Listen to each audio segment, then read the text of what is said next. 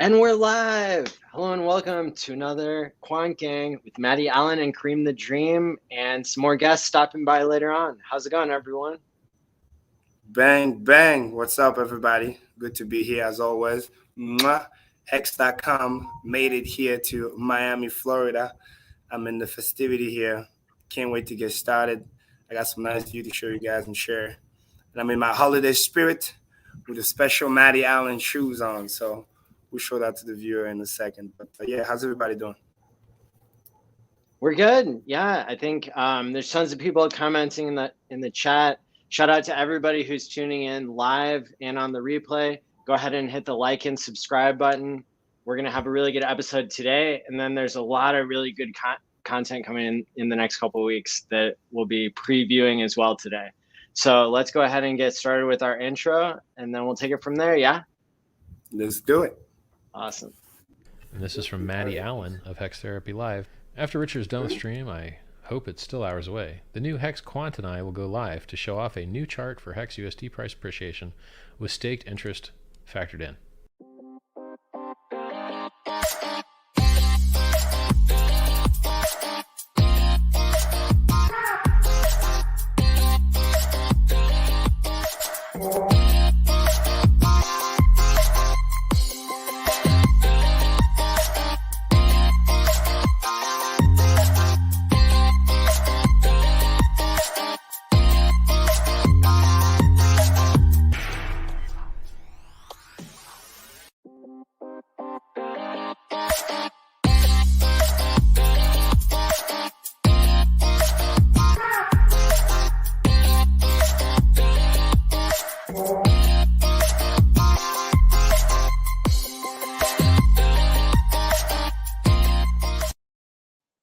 All right, so Karim is checking in from the US Road Tour. We're possibly going to have Jenkins pop on and do a little chart analysis because I want to know what is going to happen when PulseX comes out. There are a lot of other tokens in the crypto space who have tried inferior models of duct taping on a token onto a swap, onto a decentralized protocol like Uniswap or PancakeSwap, etc., all the foods, right? And those food coins have done really, really well.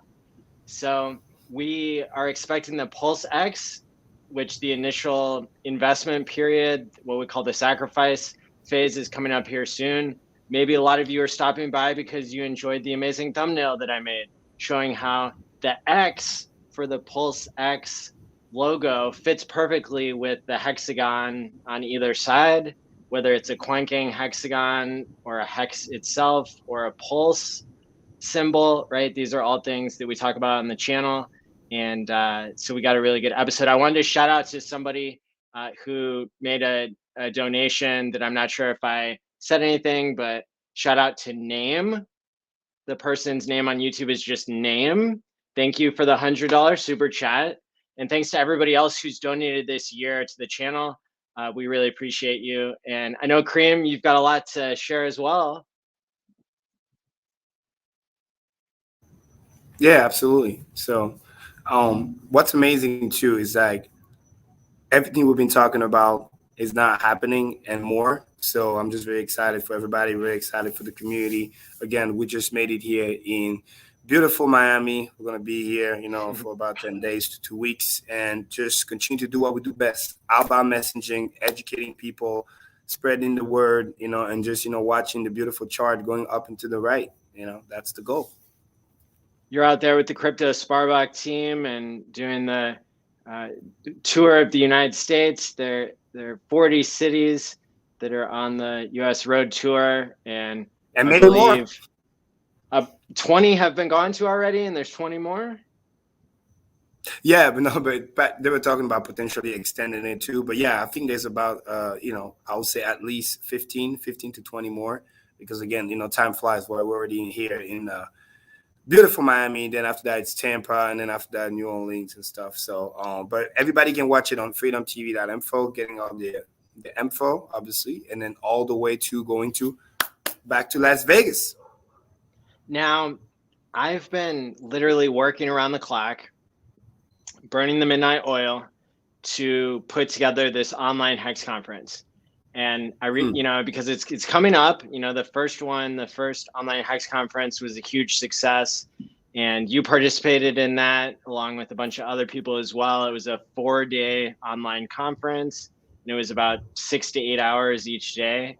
And, Richard Hart spoke on the last day, but really the entire 4-day live stream, it was outstanding because of the community, even 1 year ago.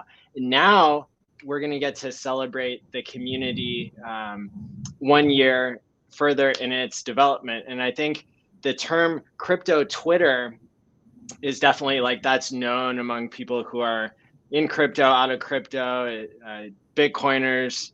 It refers to the entire space.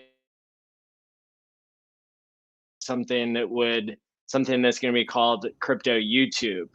And it's this Hex YouTube gang that we have tuning in here, and across the whole network of broadcasters. There are probably over 10,000 people now, we know, because some of the QuantGang episodes and the Hex birthday episode got over 12,000 unique views.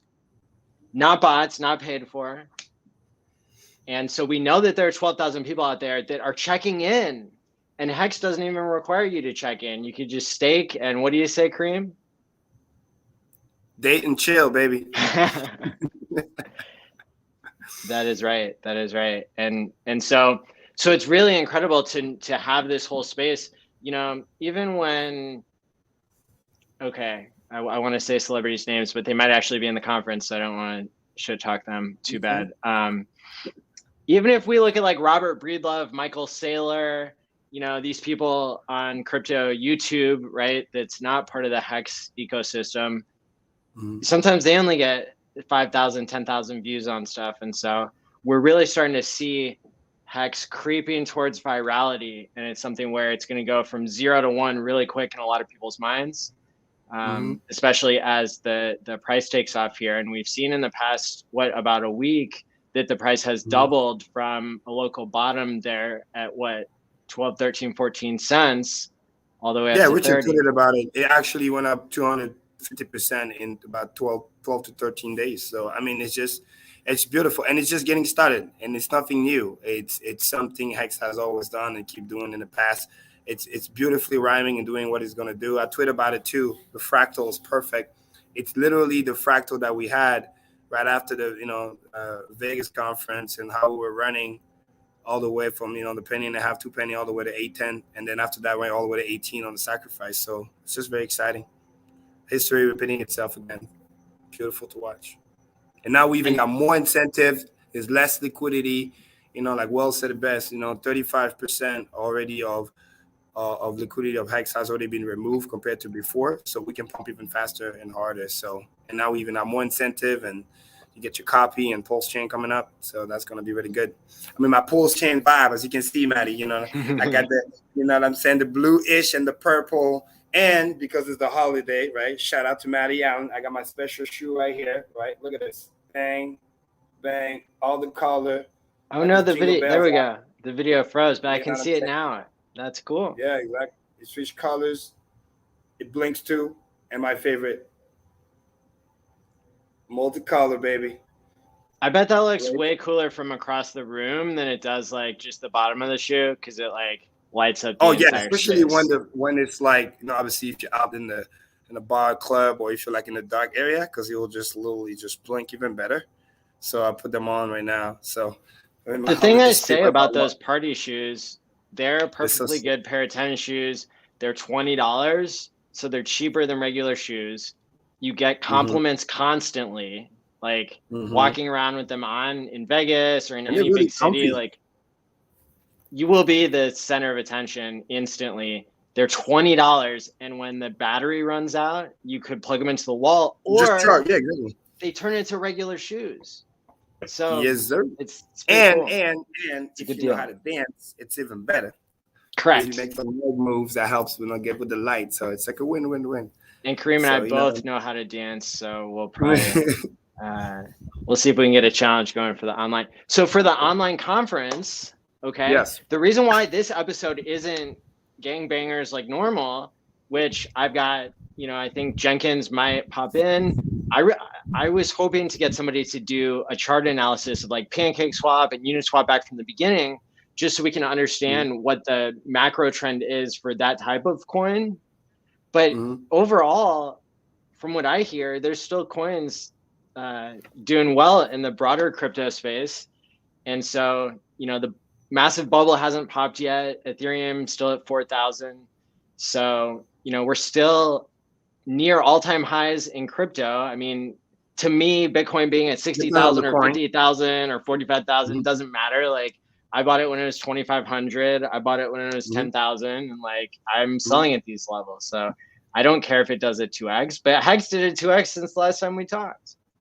Exactly. I mean, more importantly too is just again seeing the macro view, right? Because it depends on which coin you're talking about. Because the reality is, you know, quick math, Bitcoin from the top is down more than 20%. So that's no joke. That's bear market territory. Number two, a lot of shitcoin that nobody talks about, you know, that's why we call out the big boy joke.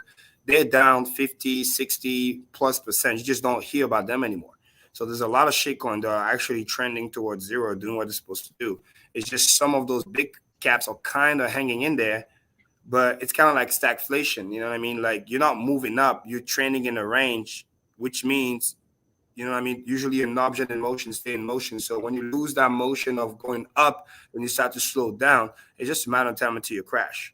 There's a difference between not making a new all-time high or barely for multiple months, and then something like Hex that just keeps doing all-time high every literally mathematically 46 to 50 days. You get what I'm saying?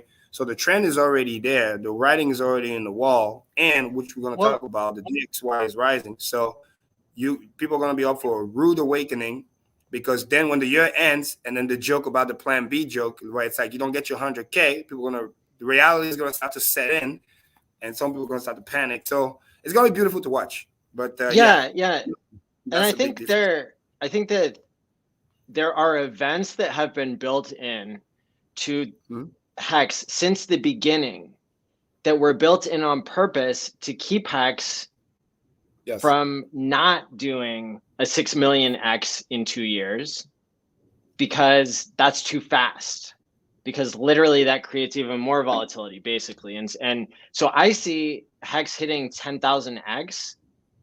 I was in it from the beginning when Richard said Hex is going to do 10,000 X. So obviously a lot of people are going to sell. And me even knowing that, I still didn't even like just sell the top or anything. You know, because you don't need to, because I'm not trading. Yeah, because I'm not trading. The same way I understood right away, even if I wasn't a day one, I understood right away when I did my math and stayed for 15 years that this is not the asset that you sell. Again, we talk about it all the time. We'll talk about it all the time, Gerard as well. That's the difference between a project and a product. A project, you're looking for the quick flip. You're looking for the exit out the door. That's why you have those crazy mindset of like totally day different mindset. Yeah, shitcoin guy. What's that? What's the exit? You know, it's kind of like a PTSD. You know what I mean? Like ex-military, you walk into a room, you're already looking at the exit. Where are the exit? What's going to happen? It is like PTSD trading when you're. It literally is. Hex is more like the warm and cozy house when you come in. Oh wow, those people are great. Oh wow, I can settle here. Oh wow, I can relax and not be stressed out and meet people. And because you're getting your time back, you actually can focus on the most important thing, which is becoming a better human being, building skills. You know what I mean? It's bad when you're trading hours for dollars, but it's good when you're trading hours for skills. When you do that, you become better. That's the essence of personal development. Hex actually allows you to do that while at the same time making money while you sleep. So as you become better, as you're learning new skills, the capital is still compounding, ready to be deployed when the time is right, when you're ready to say, you know what, I've built a skill, I can do X, Y, and Z, or even if it's like an epiphany where, you know, you meditate and then there's some place you always wanted to go, or something you always wanted to do for a loved one or charity or whatever it might be.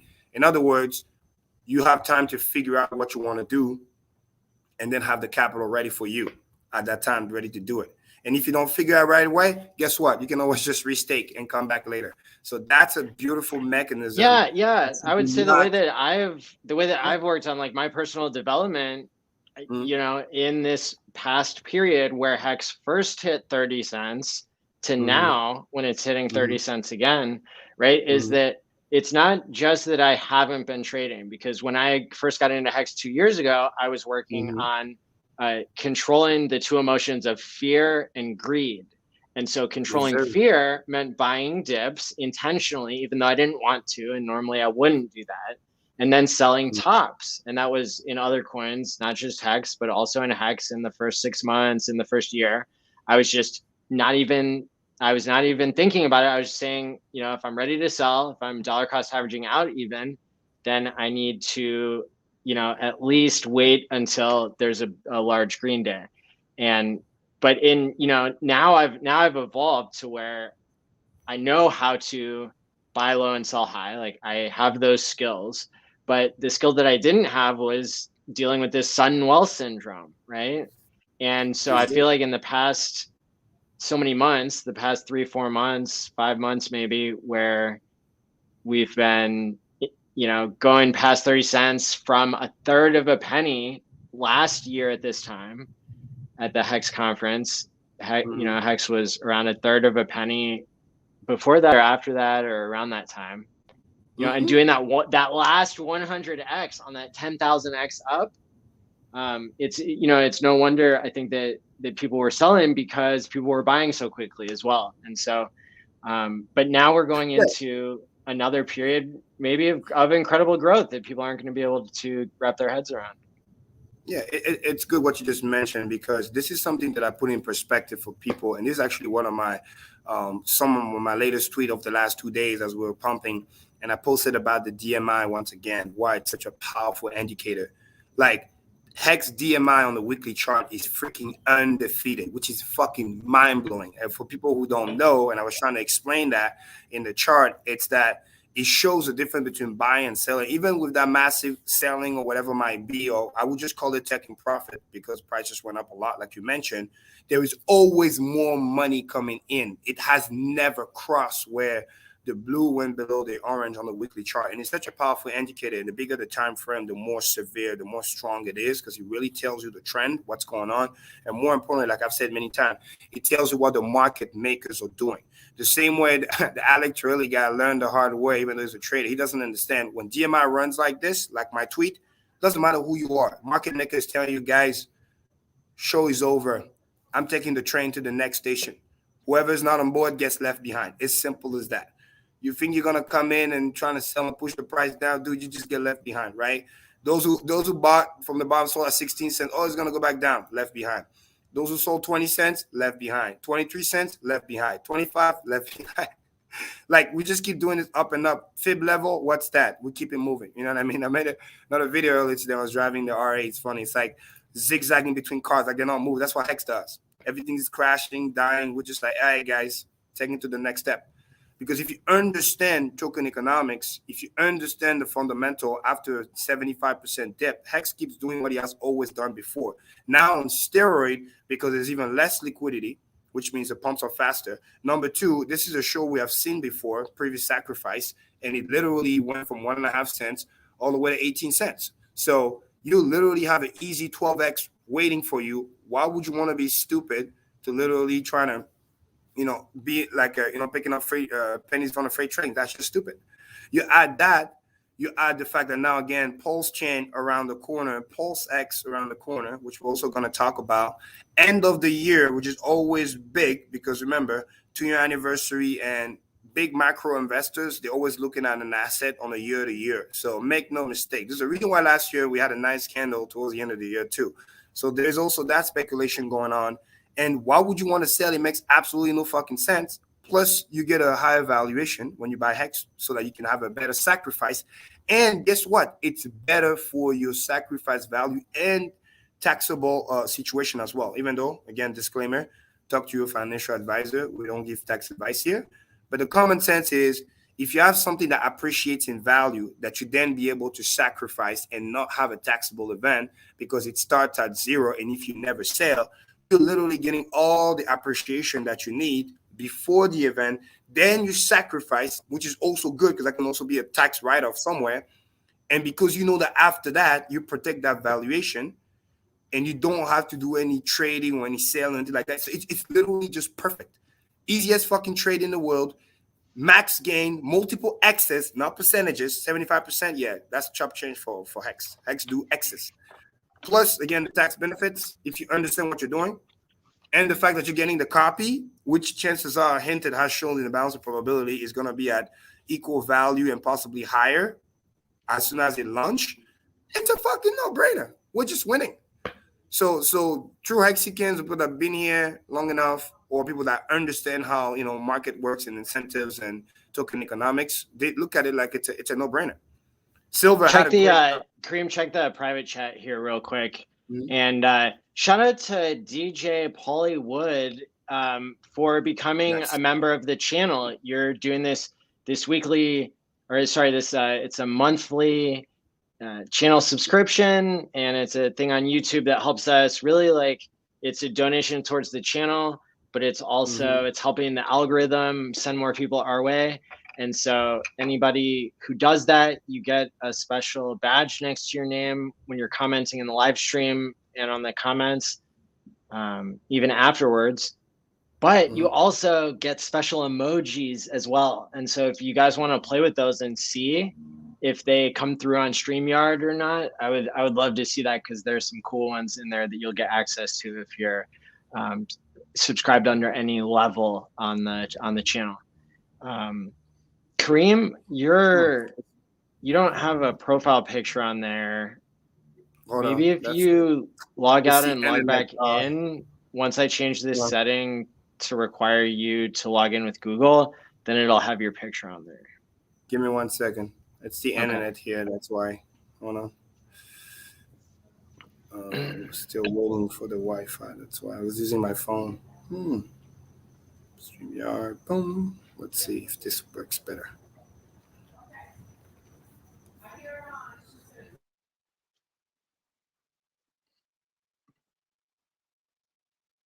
Let's see. Oh, it's funny. The Airbnb owner just got here. We might be able to get the Wi-Fi. 1 second. Awesome.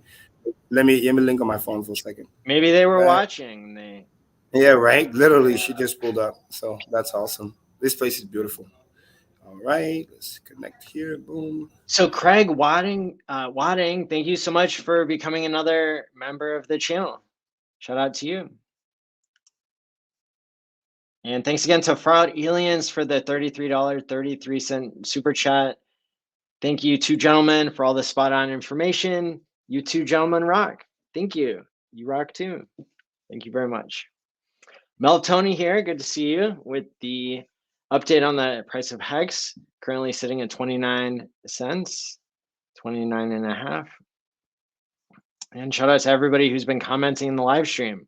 If you're not a bot, go ahead and leave a comment, whether you're watching live or on the replay. We would love to hear from you. Today's topic is, what is your prediction when it comes to PulseX? So PulseX is going to be the new swap token, what was previously called Pulse Swap. And the initial investment period for that is supposed to go live here before the end of the year, is what Richard Hart said.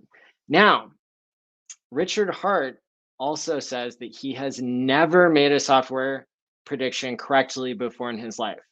So that led us here at QuantGang to think, well, maybe it'll be delayed even into the first week of next year, which the Hex conference is going to be right around that time. So we did a survey on YouTube. It's youtube.com/MattyAllin/community.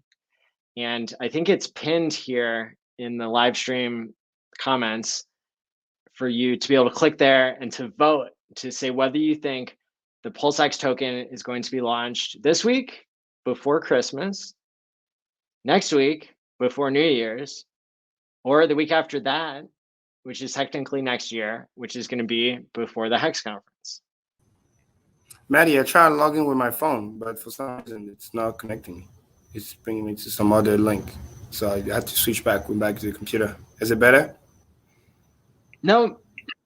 No, okay. Hold on, because I'm trying to connect with my phone. Same link. I don't know why it's not. It's bringing me to like an old stream for whatever reason. Hold on. Because I'm trying to enter the same studio. And it's bringing me to our previous stream last week. 3 hours, 40 minutes. Do you know why? Because I clicked the same link. Telegram like caches things. Oh, They cache the cache. oh, cash. Okay, hold on. Maybe I'll try to Yeah. copy the link directly instead of just entering to Telegram. Oh, sweet. There's already been 616 votes in the past Nice. 24 hours about this. So I'm going to show the data here. I'm going to share my screen. I'm gonna try while to Karim's connect. figuring that out. And so just as advertised and described before, the question presented to the audience. This week by Christmas, 13% said this week. Wow. 63% said next week by New Year's. And then a quarter of you said that it was going to be late. Same thing, Maddie. Sorry. Where would your vote go, Karim? When do you think PulseX sacrifice will start and why? Oh, well, I mean, based on what Richard said, to me, no brainer before the end of the year. So he said he will start. He didn't say it will end. He said he will start. And if we use the same data as previous sacrifice, it might be able to run for 2 weeks. I'm thinking he might even be shorter, but yeah. That's what I was going to say, because whereas I previously said while you were leaving and rejoining, I said Richard even himself claims that he's never been accurate with a software prediction before. However, I'm not sure that there's any new software that's needed in order to start the PulseX sacrifice other than simply creating a new private key, probably, or at least public address for the coins to be sent to. And we've already seen the website come up, right? We can go to that next and see the very basic website for PulseX.com. It does the job. It's just as intense as the one for Pulse was in the early days. So we can read the whole website in one breath. It says PulseX.com, Richard Hart's Uniswap fork with $PLSX, liquidity provider incentivization, the premier AMM or automated market maker on PulseChain.com. We have a second Karim joining us. You get 2 Karims for the price of 1 tonight. Just like when the fork/airdrop happens. You get a copy. That works. Yeah, Which one is worth more? Yeah, I was making sure they were both working, so I was muting it. That's awesome. I want Karim parity. Did you see? It just happened. I muted it all in one.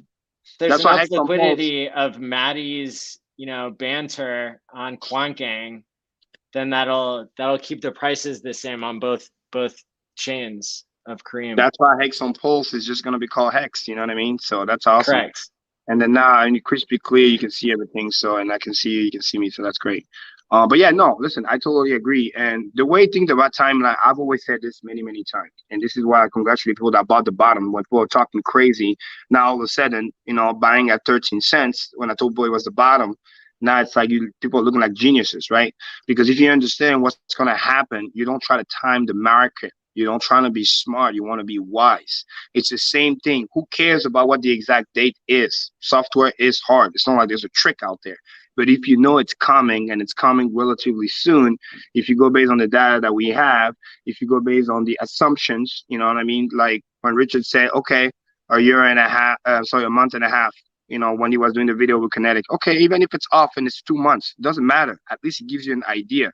When he tells you, hey, Pulse Swap sacrifice is going to start before the end of the year. You don't need to know how many days or what is what. You just need to know it's game on when it's about to fucking start. Because just like last time when people were talking shit about sacrifice, I'm going to wait, and they got literally burned when I was telling them, hey, mathematically, because again, it's math, QuantGang, it statistically makes the most sense to get in by day 3 to 5 because you want to get that guarantee and you want to be able to protect the downside for the potential shenanigans. But more importantly than that, you know what's about to happen. So you start to buy regardless and prepare yourself and set up your ladder.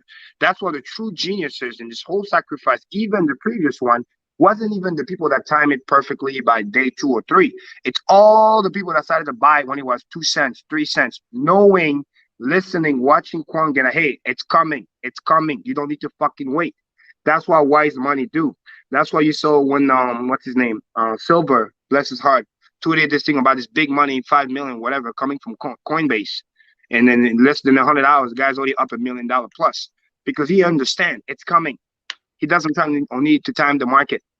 If he's back double or triple by the time the sacrifice starts, who cares? Who cares at what price he sacrificed? He's already in. He's gonna be stress free. He's gonna sacrifice, stake, date, and chill. That's what this is about. That's what the wisdom is. The people who are going to get the max gain on this move are the people who are buying right now and who have been buying since the dip and 13 cents and up, because they understand that sacrifice is coming. They understand, like we talked about before with PulseChain, where you just need to set up with your mind. How much do you want to sacrifice in dollar term? That's the key. Let me remind you guys, repetition, mother of all skill. Just like I told you about PulseChain sacrifice back in the day. You want to set up in your mind how much do you want to sacrifice in dollar term, preferably if you buy a hex, because it's a no-brainer as the price goes up. Then you just need to sacrifice that amount. So that way you're going to have peace of mind. So let's say, hypothetically, whatever you want to sacrifice cost you 50,000 hex. I'm just giving an example here. And then the price double.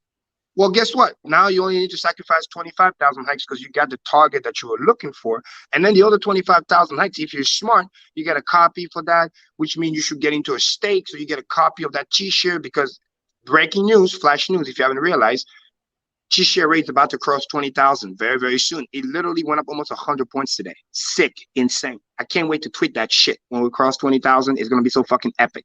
But what does that tell you? 20,000 hex, quick math, at 50 cents or above, a fucking T-share is now $10,000, people. Wake the fuck up. Do not wait. Lock it in now. Price goes up, that's beautiful. A T-share used to be $2,000, $3,000. Now it's back to above 6 grand or about 6 grand. This is where the wisdom is so important, because moving even to the next year with PulseChain, guys, I've said it many times, a T-share will be more expensive than the Bitcoin. In 2022, we can do this. It's not that hard. 50 cents, 20x for T-shares, that's 10 grand already. Dollar hex, we're at $20,000 right there. Half a Bitcoin, man. Just let that sink in. Just let that sink in. Dollar hex is a fucking almost half a Bitcoin. $2 hex, we're 40,000 per T-share. $3 hex, whatever Bitcoin does, we see ya. So this is a joke. If Abic's prediction works by March, we get the $7 hex. A T-share is more expensive than Bitcoin. That's it. And then market cap is going to be so stupid. It's going to look like a funny metrics, like Rich has been saying. But I need people to understand that this is where the wisdom comes. You don't wait. You don't try to game the system, time the system, all this shit, left or right. Dude, stake that shit. Get your ladder. Prepare for PulseX. Understand that the main thing is still the main thing.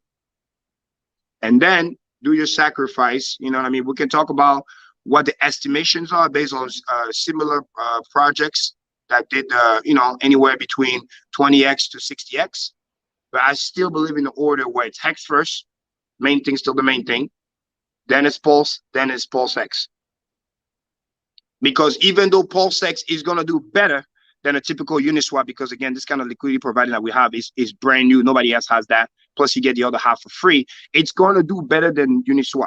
Mark my word. So I don't want people to get that confused. It's all based on the vampire attack. I did a special episode of Hex Therapy last week, and it's a simple idea that when you have a better technology, and in crypto, technology equals game theory that has been deployed and exists in the real world and is backed up by evidence. It's on chain. It's not the lie garbage data that you get from CoinMarketCap. It's not the lie garbage data that represents all the volume that is manipulated by the centralized exchanges themselves. The thing that crypto meant to get rid of is now trying to be your truth signal. But at the end of the day, there is a way to use crypto in a free market, to create a free market of crypto. It doesn't exist currently. There's a way to do that. And it's by making the Ethereum chain, the world's decentralized computer, making that affordable to use. And so if we have to vampire attack something that's being held hostage by a security racket, where the miners are only stopping counterfeit double spends if we pay $100, $200 per transaction, that's not crypto. That's not DeFi. That's a sick joke. And it's a sick joke that people are paying for. And so if you think that Pulse is going to change, the history of crypto, then you're going to be bullish on Hex, and you're going to be bullish on Pulse, which people still sacrifice for at this, 1,500 or it's 500x now or something. It's on this way to although it's not that much volume, but it's still it's the statement of people throwing away tens of thousands, hundreds of thousands of dollars here and there, and it's just marching higher. When is the SAC price of Pulse going to be higher than the price of one Ethereum? Like at this exponentially growing rate, there will be a day, right? So if we're vampiring the entire ETH network and we're trying to take the value of every coin on there and reach parity through all these clever tricks that we've discussed on these other streams, like that's the use case for PulseX. And that's why you're going to be bullish on Hex, because everybody who gets rich off PulseX, everybody who gets rich off Pulse is going to be incentivized to use Hex, I believe, as their long-term storage mechanism. The most beautiful thing people need to realize is that all the game theory is also mashed together, and it creates what's called a force multiplier. That's why it's so sick and it's next level, because the faster and the higher Pulse goes up, the faster Hex on Pulse will go, and also PulseX. Why? Because again, hard slot in a funny way, bonding liquidity, because stuff who are interchangeable makes it even more valuable faster. The same way back in the day when Ethereum pumped crazy, then the altcoin pumped even crazier because they were interchangeable with that Ethereum that just went up crazy in price. The same way we benefit some of it when we start buying Ethereum when it was, $80, $100, whatever it might be. And then over time, as Ethereum was going higher in price, but still our ratio of Hex to ETH was also going higher. So it acted as a force multiplier. That's why we say it moves as a function of a square. You're going to see similar action on the Pulse chain and even more fast. This is why when I say what I say, I don't want people to get that confused. They need to understand, right? Hex clip, this is your cue. This is very important what I'm about to say, okay? Probably about a minute and a half or 2 minutes, okay? I personally believe it's going to be, again, Hex first, Pulse, then PulseX. That being said, the game theory of PulseX is 10 times better than the game theory of a typical automatic market maker like Uniswap, because like we just said, you're getting the half of the liquidity for free. That's unheard of. We're copying an entire system states, and they're going to be able to trade on a network that has literally penny less fees, and the technology is even better. So plus you add the deflationary action, that's going to help propel the price, because those are going to be those things that have never been seen before. Period, full stop, end of story. Number two, Pulse is going to do even better than Ethereum, which means he might do the 10,000 of Ethereum even faster, for the simple fact, again, number one, it is better technology. People still get that twisted. 4x the throughput for transaction is better than Ethereum. That's a fact. Forget game theory for a second. That's a better product right there off the gate. So 4x the transaction, you have literally deflationary action once again right off the gate, because again, it's doing what Ethereum 2 is trying to do. So we're going to beat that to market. So we're going to be able to take the inflow of those people as well, because they're going to be able to benefit. So we get that even accidentally better store of value, proof of stake right away. And number three, connected that with Hex itself, because a lot of Hexicans are also Pulsicans, which means the richer people get, the less they need to sell, because they don't need to. We have seen that action in Hex itself, where the more wealthy we become, the less we need to sell. It's only the little guy that sells, that take profit, because we're just so in profit, it doesn't even make any sense. We're just onboarding more people. So once you understand that, that's the key. That's what I don't want people to get it twisted. It's going to do, in my humble opinion, 1 to 2 times more than their counterparts. So if a typical Uniswap has done, what it was when it started, like $2-3 or whatever, and then he ran all the way to like $25 or $40 at the peak, that's what 12x. I think PulseX can easily do 30x. If an Ethereum has done 10,000x in 2 years or whatever, 2.5 years, I think we can do the 10,000x in less than 2 years, just like Hex did, because it's better game theory. That's just a fact. And then Hex is going to keep doing his Hex thing. That's it. Because when PulseChain runs like crazy, guess what? Again, Hart's law, bonding liquidity. If Pulse runs another 10,000 X, which is most likely going to do, what do you think a PX is going to do? It's going to run with it too. Next thing you know, we're going to chase that Bitcoin ROI, and we're truly going to be that #1 market cap. Not because we care about the fucking market cap, because we don't give a fuck. Because we're going to say, look at how many X's we have done. Real thing. Because I can't make money on market cap. Like Richard said it perfectly. I can only make money when I buy something and it goes up and I get the multiples. So make no mistake, we will get that done. We will get that million plus 6.5 million X way faster than Bitcoin did. And I predict if everything goes according to plan, it's probably going to happen within half the time, Maddie, half. If Bitcoin did it in 13 years, I think we can do it in 6. It's just math, and it's better technology, product market fit, timing is perfect, bear market is coming in again. I mean, it's just, the other one's been going sideways. So once you understand all that, stop fucking gambling, okay? Now I got to curse because I need to get this into your brain, repetition, okay? No offense to Alec Torelli, but he learned his lesson, thank God, and he's a good sport. But why? Hexagons, don't make that mistake. You got to say what happened. Not everybody Well, knows I mean, what happened on Twitter. He was just being a trader. He bought something, didn't fully understand what it was. He went up 75%, and then he sold, and then, he tweeted about it. The poker player? Yeah, that interviewed with It would have been cool if he just sold it and chill. But then he sold it and he tweeted about it. So to me, I put, my sales skills turned on radar. I'm like, dude, if you sold it, you make 75%. Good for you. Why do you have to tweet about it? It's like you're trying to create great advertising. That's what we need. We need people to say that they made a profit. No, Matty, that's not my point. That's not my point. My point is that typical traders, when they do that, they're trying to create also like, oh, wow, I was in and I'm out, and then create that kind of like as you sell to try to push the price down to say, hey, it needs to go back and retest whatever imaginary bullshit area because, it has to retest, right? Well, guess what? Crypto like Hex, they don't have to retest. Because our audience knows better. They don't get tricked by liars on YouTube. But they have so much like truth to listen to. Yes, and that being said, it's just a friendly reminder because sometimes even them get caught up with that. Because something goes up a lot and then you feel like, oh, let me just do a quick flip. And that's cool. But the problem is then you cry literally later because this tweet didn't age well because, you sold 23 cents, think it's going to go back to 16 cents and it never did and it just left you behind. So I just don't want people to be left behind. There's nothing worse. Some people have experienced that. There's nothing worse than discovering something early and then you had it and then you get left behind. It's one thing when you never knew or whatever, your conscience is clear, literally, because you didn't know. Like, I have no problem knowing that I wasn't a day one. I didn't know. I didn't know it was existed. If I knew, I would have bought it. So that's fine. But when you knew and you bought it and then you sold it and then it runs against you, shit, that's going to hurt your brain so much. So I just want people to protect their mindset. Don't do that to yourself. It makes no sense. But they have to learn. They have to learn. It's better to learn it with Hex than learn it with somebody else. Yeah.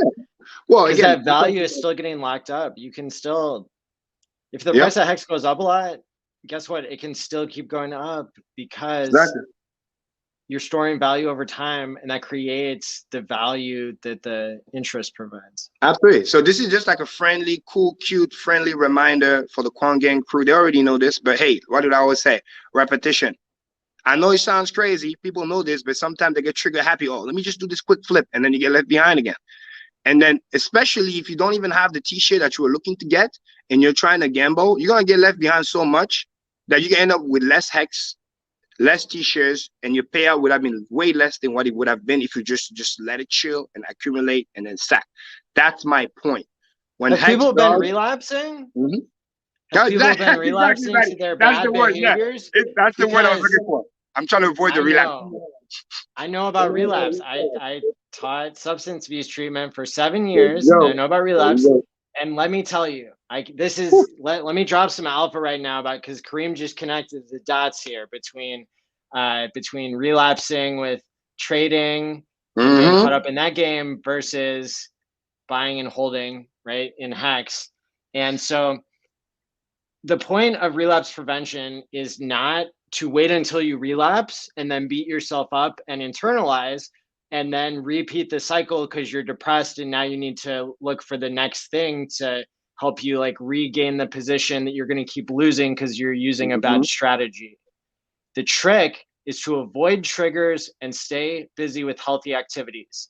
And so when you see Hex streamers, they're going to fall into two categories: the ones who are encouraging you to trade, whether directly or indirectly, right? And then they're going to be the ones that are educating you and keeping your mind active, giving you something interesting to talk and think about, some education, so that you don't have to keep paying attention to people who lie. Because the more you expose yourself to the broadcasters with the wrong incentives, most broadcasters on YouTube have the incentive to lie to you so that you use their referral link to influence you in some way. And that's why you're here and not there, is because you're recognizing that we're different, that Hex creates a different kind of culture and a different incentive structure for the broadcasters. And that's why we've got like 70 broadcasters in Hex signed up for the Hex conference, because they're all excited to give value and to create content that people can go out and look for without relapsing. So if you start to see your mind wandering to somebody whispering from like a dark alley, like, hey, mad gains, all shitcoin, Shiba Inu, mutant, whatever subversion. Somebody was talking about a Satan Inu or something. I don't know. Jesus Christ. I don't even want to worry about those. But again, this is it's relapse prevention. Yeah, it's very important again, and that's why we have to keep talking about it, because that can literally separate you again from another generation, simply because you thought that, oh, I'm good already, oh, I've learned this and that, and then now you think you're an expert, and then you go and then you get wrecked. That's what people don't understand. This is where the wisdom comes in. Some of those people making those bad mistakes, they're not bad people. They just also thought, oh, I'm better now. Oh, it's not going to happen to me, right? And then I go and then boom, guess what? I get punched in the face and then you lose everything again. This is why the wisdom is very important. And that's why I like to quote my mom a lot on that, because it's exactly how indirectly relapse prevention, she said best. 99% of the time you will get in trouble in your life when you have too much free time. That's how it starts. When you stay busy, when you're working, when you're generating cash flow so you can add to your investment. That's why it's smart, if you can, in the beginning, to, when you buy your crypto and you accumulate and you build wealth and you're still working, the work actually allows you to stay busy so you don't do stupid shit trading. And please don't get that confused. When I say working, I'm not talking about like working at a job that you hate or whatever. Like indirectly, right? I'm doing what I love. Maddie does what he loves. There's many people in the community that retired from the shitty stuff that they didn't like to do. And now they're even more busy than before, but they're doing the thing that they like to do. And the point is, they're not out there trading. So they can be protected from themselves, so that they can be able to catch all the gains, right? Catch all the 6.5 million, 6.9 million X return, because you're not out there, getting yourself wrecked. And that is literally the key. We want to remind everybody to make sure that they know, because on PulseChain, it's going to be like that, but on steroid, because lower fees also mean people are going to be so trigger happy to want to transact. It's going to be crazy. Why? Because it's so fucking cheap. The cheaper it is, the incentive is there, and the more and faster people are going to get wrecked. And you know what's insane? The more they get wrecked, the faster the price is going to pump. That's the sad joke. And I'm only saying that because I care, because we know we're going to get paid, but I want people to understand that, hey, you need to get paid with us on the way too. Because if not, you're going to get left behind. So I don't want you to get left behind. That's why I'm saying those words of wisdom, so that you get to understand what is happening. Because those coins are already positioned to do extremely, extremely well from all the key points that we already went over. So all you got to do is just chill, be in position, ready to go. Like, it's literally like the food has been mashed for you. All you got to do is just eat it, Dead ass. I mean, absolutely. I made some notes while you were talking, because you were making so many good points and I was having some associations. I think like the game theory for PulseX isn't really complete. And what I mean by that is that's probably why it hasn't launched yet, right? Is because in the Pulse game theory room, and other Telegram rooms, right, that people, or that Richard has set up, people are still brainstorming what the best methods are and what worked. I know that from the beginning, so when the Pulse game theory room was set up, people were talking about what kind of farming coins would work best. And that's what PulseX is. That's where the use case. So people are asking, where is it going to have value? Or why is it going to have value? We don't know yet because nothing official has been announced, right? And so even when the sacrifice phase comes out, that's just a sacrifice. The game theory could still be updated. As we see with Pulse, like, there is no lack of innovation. There is no stone that's being unturned to understand why these other markets work well. Solana, Avalanche, Pancake, Bit, but beyond CZ, that, Maddie, honestly, whatever, garbage, Binance, right? that is absolutely true, definitely. But I think beyond that, and this is where, again, I got to humble myself, and I say this with proud, especially since I've been head of business at Staker app and watching Steph, watching Fireball, especially live. People got no fucking ideas, like dead ass. Software is fucking hard. I know people joke about it to me, but that shit is hard. Even me sometimes, and I like to believe I'm pretty smart, but like just to keep up, to figure out what's going on, and then they do a good job. I break it down so I can understand what's going on. Because again, I seek the information, right? I seek to learn, and I say these people very important in 2021, like in 2020, your number one skill is how fast can you learn? Learning how to learn. The reason why algorithms are better than you is not because they're smarter, they're dumb. We make them, but they are extremely efficient at learning. They learn faster than you. This is why they will overcome you on the long run if you don't learn how to learn. But the point is, software is very, very fucking hard. You'll be thinking, oh yeah, just do this quick update, add this, or add, like, but to actually go and implement and making sure nothing fails. Because you see, you could do something, right, Maddie? It works, and you think everything's great. And then you're trying to stress test it, and then some shit happened, and then like, fuck. And then you got to spend an hour or two just to figure out where the problem is that caused the thing not to function. You know what I mean? Like, it's very, very hard. I think some people don't really fully understand and have that appreciation. Like, that's why I say, like I've got very humble. Like, we just sit around in a good way, and then, we just enjoy the game. So it's like, they need to understand it's hard. So it's not just the game theory. But software isn't hard for shit coins because they just literally copy things and make them worse. Dogecoin is like a worse fork of Bitcoin. And very so literally, and it still has bugs. Yeah, it still has bugs, integrity, right? And I want to learn finished products. Yes, and definitely. So when you are trying to create something that will survive forever in the wild, like, that is possible, and that's where the open source aspect of everything comes into existence. Yeah. So I wanted to point out that that literally what's on the screen right now is everything we know official about PulseX. That's everything that we know, because these details had not been announced, not like how many points there are for the sacrifice, anything like that. But that's what we're saying. What that has to exist in order for the launch to start. And so in the next 9 or 10 or 11 days, or whenever this is supposed to happen, we would expect to see all those rules be complete, right? That are going to be published at the time of the SAC. So just like at PulseChain.com, there was a lot of information. A lot of that information is going to be the same when it comes to what is a sacrifice and legally what does that mean? And you're giving up control for, free speech or for whatever, freedom is being supported. But yeah, absolutely. Okay, like just for fun, right? Just for fun, just to show again the wisdom, right? And to instigate some gratitude into people's mind, to make them realize how fucking lucky they are. You know what I mean? Because there's a saying, like, you can have money, doesn't mean shit. Like, there's people that I know that have a lot of money, but they're always in fear, they're desperate because they don't know where to put the money. Like, having money nowadays doesn't mean shit. It's what are you going to do with the money? Where are you going to invest it? Because money likes attention and money follows energy. This is why rich people are looking for people who have like good, positive energy. They're trying to create something big, dream big, because they know that if they put the money over there, it's going to go and make babies, right?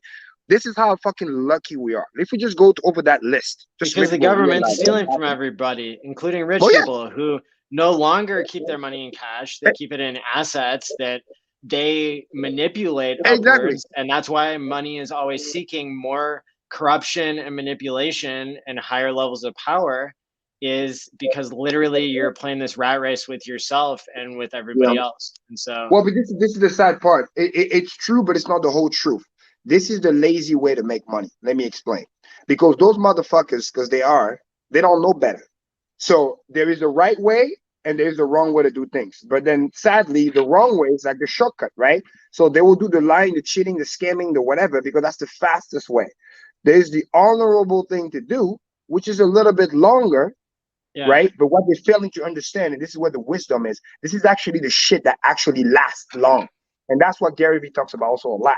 It's a little bit harder at first. You're playing the marathon, not the sprint, but you actually gonna last. This is how you create the generational wealth. Because honestly, at the end of the day, that true solid like a rock wealth, there is no shortcut for that. The dues must be paid.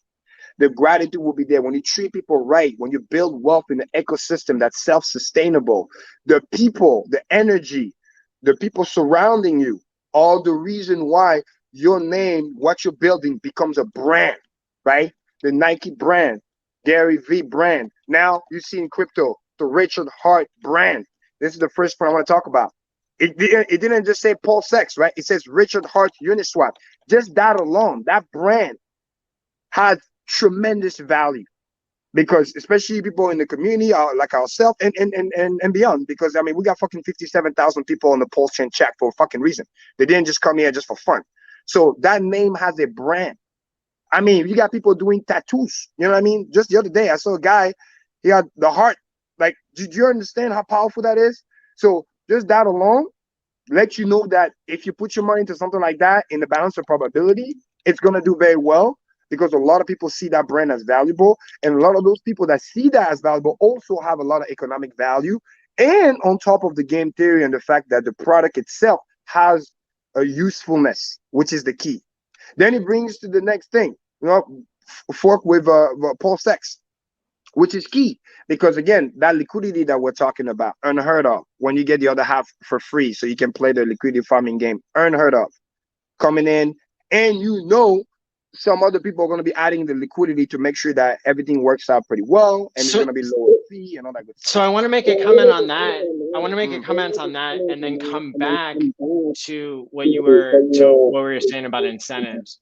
And so I would say when it comes to the innovation that's happening with PulseChain itself being the first entire system state of Ethereum that will be upgraded to, basically V2 to be able to have, 33 validators, which is the idea mostly behind ETH 2.0. You've got basically sharding.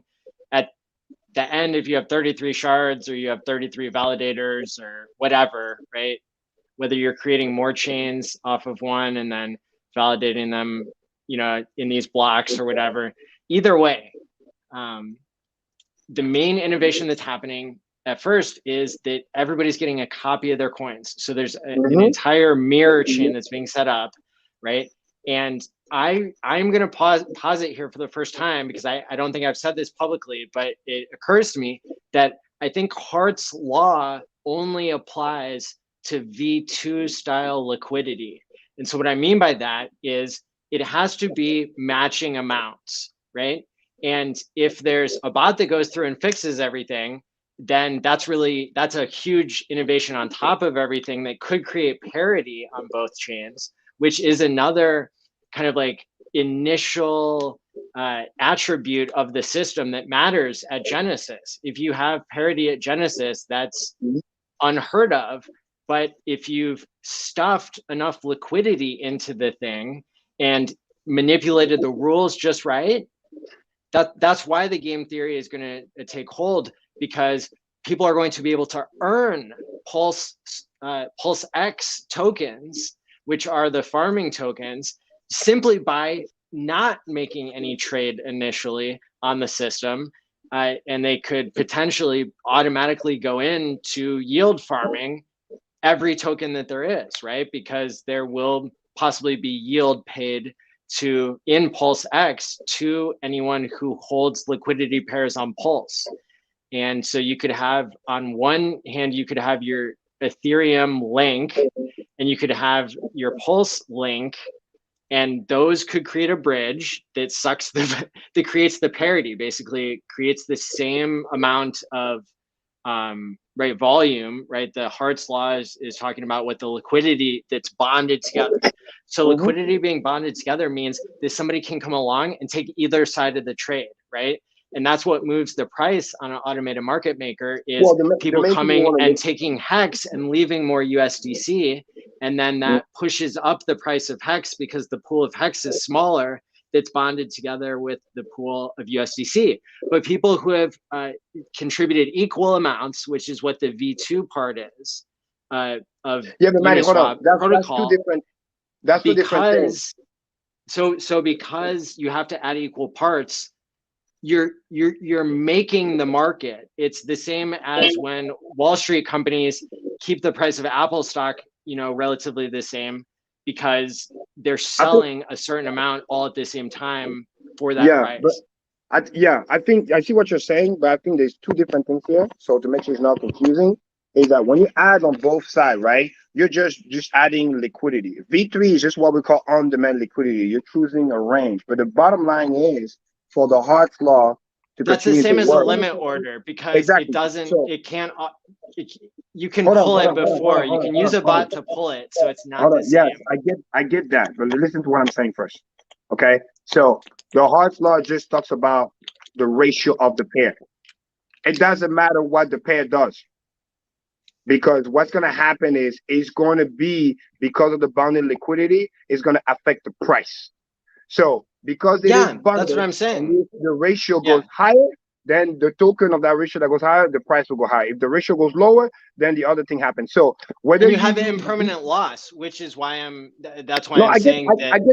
get that, but that doesn't change the fact that in a free market, if anybody can go in and grab whatever they want, that's why the value would be the same. That's why there would be parity. Does that make sense? Yeah, but I'm trying to explain something, but go ahead. So what I'm saying to you is that has nothing to do with Hart's law. Hart's law stays the same. It's just going to affect whatever the price is going to do because of Hart's law. In other words, those who do bonding liquidity by adding both sides, this is where the volatility will basically slow down, because the liquidity becomes thicker, because now you're adding on both sides, which means, yes, the price doesn't dump, but then guess what? For you to pump the price up, you need a lot of money as well. When it's like a V3 style one-sided, because it is like a limit order, Hart's law still applies. The difference is whoever is pushing the ratio up or down is going to dictate what the price is going to do. The same way right now, when the market makers say, hey, Hex price is going up, I am removing Hex out of liquidity, which is a smart thing to do, because maybe I want to use it to sacrifice. Okay, that's a speculation. So what happens is a lot of USDC comes in and a lot of X comes out. And then Hart's law does his thing, because Ethereum is still $4,000. Next thing you know, Hex is 30 cents. It's literally that. So what I'm saying is Hart's law works regardless, because those tokens are still interchangeable. But understanding the difference between V2 and V3, because V3 acts like a limit order, that's how you can increase volatility, which is what I think you were trying to say. By saying, because one side, if it comes in, it puts a lot on one side, it's going to start moving the balancing scale in one direction. And by doing so, it's going to affect the price in the way where that person wanted it to go, whoever came and put that liquidity on that one side. Basically, again, creating that limit order. So I comes in and say, hey, if the price, like Godwell, price goes to a certain thing, maybe he comes in and then he put another $1 million in and then remove a bunch of Hex. Next thing you know, the price shoots up.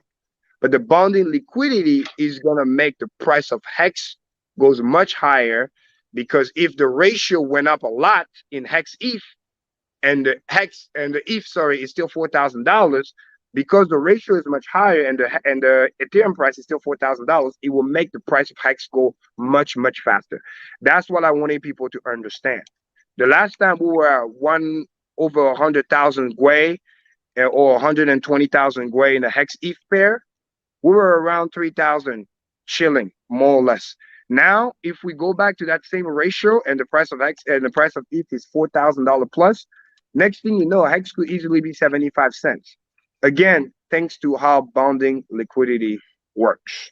So that's the nuanced point I wanted to explain. The bonded liquidity will always work. Hart's law always stands. It's just who gets to manipulate the pair is going to dictate what the price is going to be. But because PulseX is going to be great with the incentives, I know the liquidity for Hex, Pulse, and PLX is going to be very good because I know mathematically and common sense of incentives, there's going to be a lot of incentive put specifically for those pairs to make sure that the liquidity is there. The same way when Uniswap launched, if you look at where they put the rewards, they put a lot of the reward for Bitcoin pair, Ethereum pair. Why? Because they wanted the Bitcoin and the wrapped Bitcoin, the wrapped Bitcoin and the Ethereum to be there. So as long as the incentives is there, we're not gonna have any issue with the liquidity whatsoever.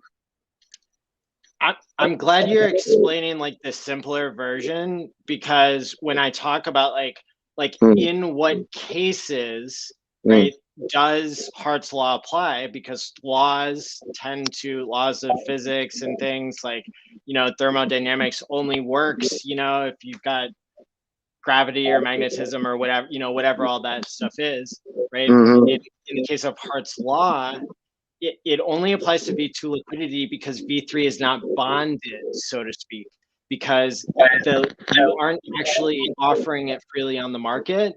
You aren't putting it in something where the ratios are locked. And so what that means is that because V3 isn't bonded, it doesn't really matter for the price.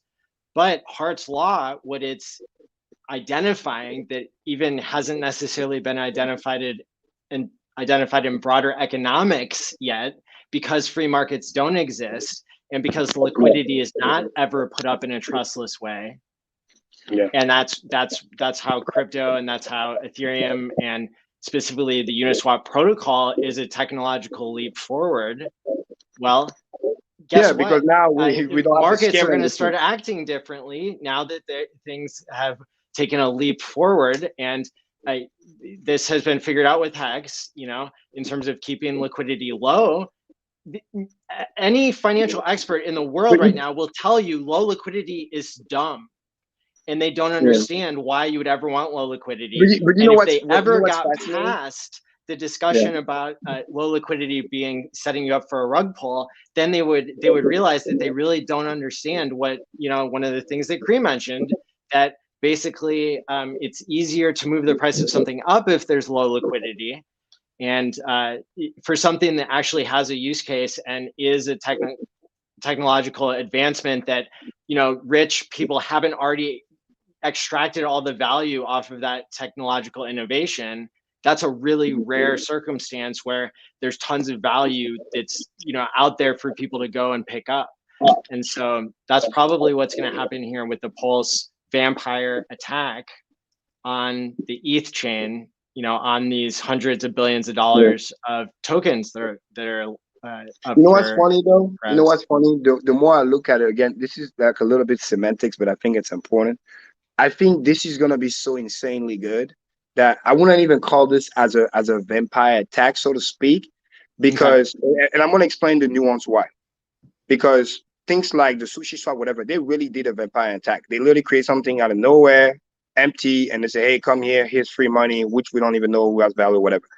What we're doing, in a way, actually, literally, this is my honest opinion, we're fucking saving the Ethereum network. And Richard said it, we're literally saving it. People are going to come freely because these people understand something, guys. These projects out there that literally are broken, they cannot work because of the gas fee. They can't. So it wouldn't even be called a fucking vampire. It's like that exologist meme. It's the Ark of Noah coming in to save the fucking people. Because it's like Romeo and Juliet. It doesn't matter what you call a rose. A thorn by any other name would be just as painful, because we're gonna vampire attack your ass. So it's like I want really people to understand that there's a reason why there's 57,000 people and we're growing still like 500 a day or some crazy number like that. Because we're literally saving those people. Literally, their use case is dead. They cannot do anything because the gas fees are literally so prohibitive. That's number one. Number two, all the other motherfuckers from Ethereum are getting a free copy too. So would you call this a vampire attack when literally you can also go on the other side and get your same copy and play the same game? So literally, we're literally giving you free money handout. This is why the use case is so good. Even if you hate Richard, this is free money. You're going to go get it. So when you understand that, and it's saving the network because it's adding the throughput, because again, this is not something that can just be like, oh, we're going to wish that, you know, the network's not going to be busy. No, like Richard said, we need to add capacity. The Ethereum is victim of his own success to some degree. We need to add capacity, and by doing like that, by copying the system, say we'll get everybody involved. Nobody gets left behind. So I wouldn't even call that a vampire attack. It's literally a saving attack. This is not an ETH killer. This is an ETH fucking saver, which is gonna do better than ETH, but it fucking saves it. That's a fact. We need to get that really straight now. And then number two, about the thing about the liquidity. Here's the joke. I've said it many times. It's called being liquid enough. It's not really low liquidity. You can sell $2 million worth of money USD and you will get a fucking 2 to 3% slippage. That's how insanely good Hex is, especially on the Hex USDC pair. Most projects cannot say that shit. Most project, you dump $10,000, you down 5-10%. You dump 100 grand, this thing is down 50%. You dump 200, $300,000, it goes to fucking zero. Hex doesn't have that problem. We'll call this. To be fair, at a 5,300x, that's $377 that the $2 million is representing. So yeah, so I need people to really get that into their brain. They think this is some type of joke, but this is not some type of joke because Hex is that good. So what we call by on-demand liquidity is that this is the beauty about the Uniswap V3, which is kind of like a limit order. It just sits there. It acts like it's not there, and the moment the price just hit that target, whatever it goes up or down, all of a sudden the liquidity just comes out of nowhere and just scoop everything. So it's there. You just can't see it. That's the power of V3. That's the power of the limit order. It's on demand. It waits for the demand. The same way if somebody wakes up and be like, you know what? I love Hex. My bag just ended. I want to cash out for whatever fucking reason, even though they shouldn't. But let's say, hey, I want to cash out. Or maybe I want to take my interest out and I have a massive stake. Well, guess what? That on-demand liquidity is there to say, hey, good job. You did your stake. You waited your 5 year, 10 year, whatever, and you want to take your interest out.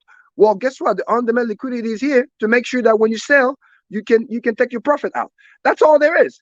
In Hex term, it's going lower. That's why people confuse. In Hex term, it's going lower, but in dollar term, it actually stays the same and slightly increased over time because the Hex price is also becoming more and more valuable. We used to have millions in the pool when we were like fraction of a pennies. Then we became pennies. Now we're like dimes and up.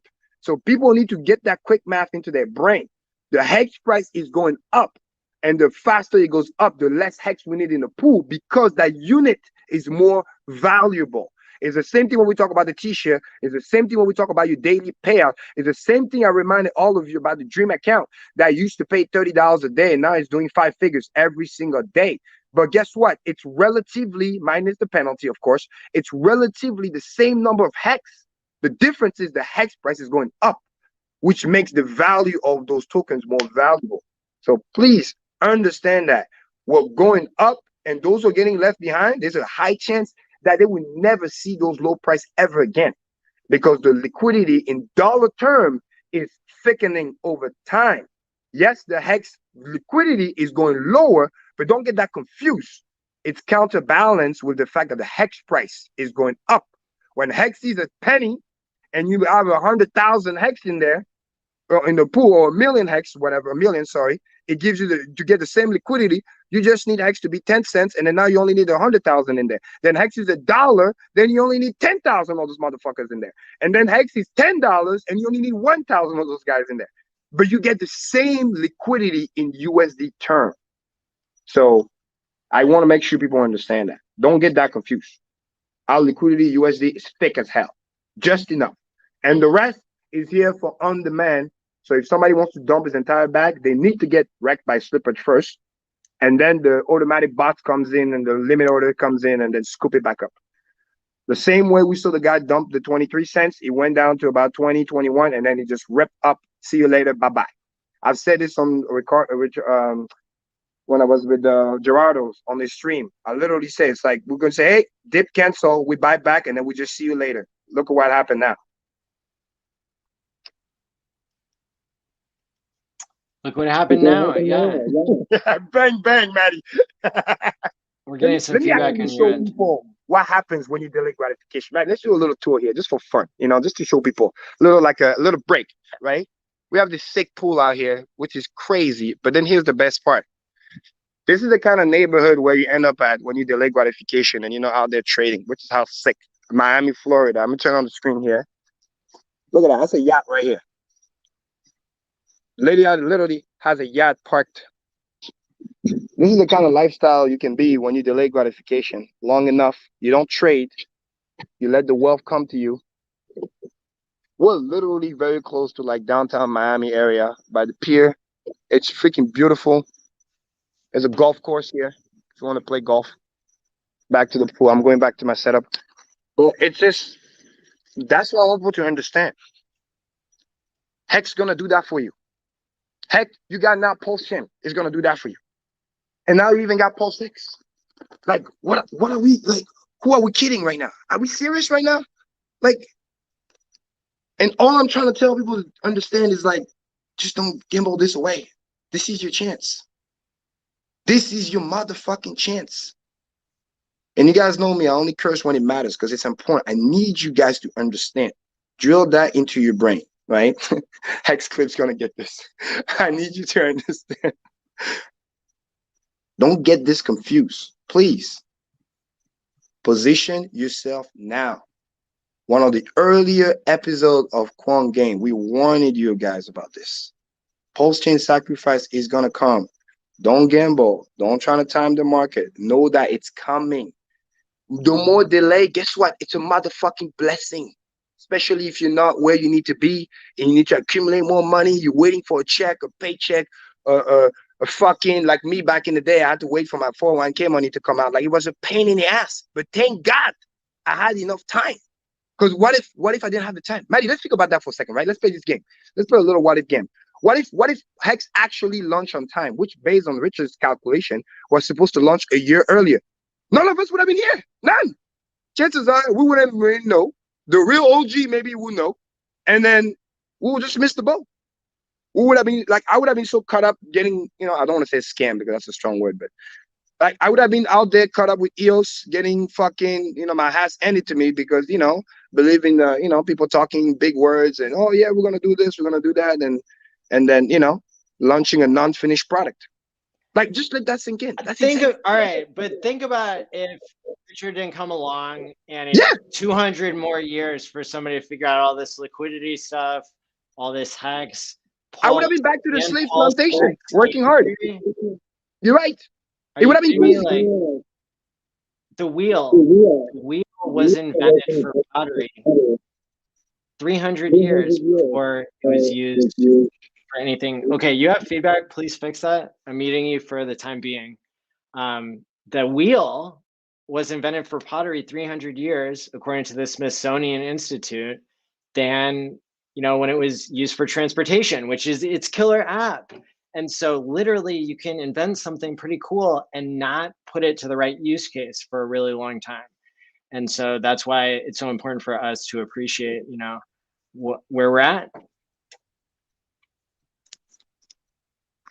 Yes, sir. Absolutely. Absolutely. No, totally agree. That was a great break, Karim. And now just back to my responses to things you've said. I think right now, and this is not to what Karim said, but basically just in general, there is no way anybody can give you a price prediction for PulseX. It is completely like, that is the stupidest thing you could say as like, what is the price going to be? Because we literally don't know how many tokens are going to exist. We don't know how much people are going to sacrifice. There is nothing, we don't even know the game theory. We don't know that the sacrifice phase is even going to launch because it hasn't started yet. So there's no way we can know the price. That's silly. Maddie, you want to hear a joke? People are guessing the price of Pulse. At least you can look at what people are still sacrificing for. although that's not very telling. What do you think, Karim? Here's my joke again, because I fight the trader's mindset all the time. It's gonna be I know the price. It's gonna be non-zero. That's the price. There we go. Means it's gonna be valuable. That's it. That's all you we need don't to know. know the rate that's going to be given to free for people who hold liquidity on the system to incentivize farming. Like there are lots of, right? Yeah. What I just said, right? There's a lot of wisdom in that. Like that's all you need to know. It's going to be non-zero. It's going to be valuable, which is the reason why you should have it. And there's a high tendency in the balance of probability that it's going to be more valuable over time, over the year. That's all you fucking need to know. Real talk. That's it. That's what value investors do. That's all they need to know. They buy stuff that appreciate, not depreciate. That's it. Everything else. I think people need a little bit more than that. Well, yeah, because we want them to think critically about what gives something value anyway.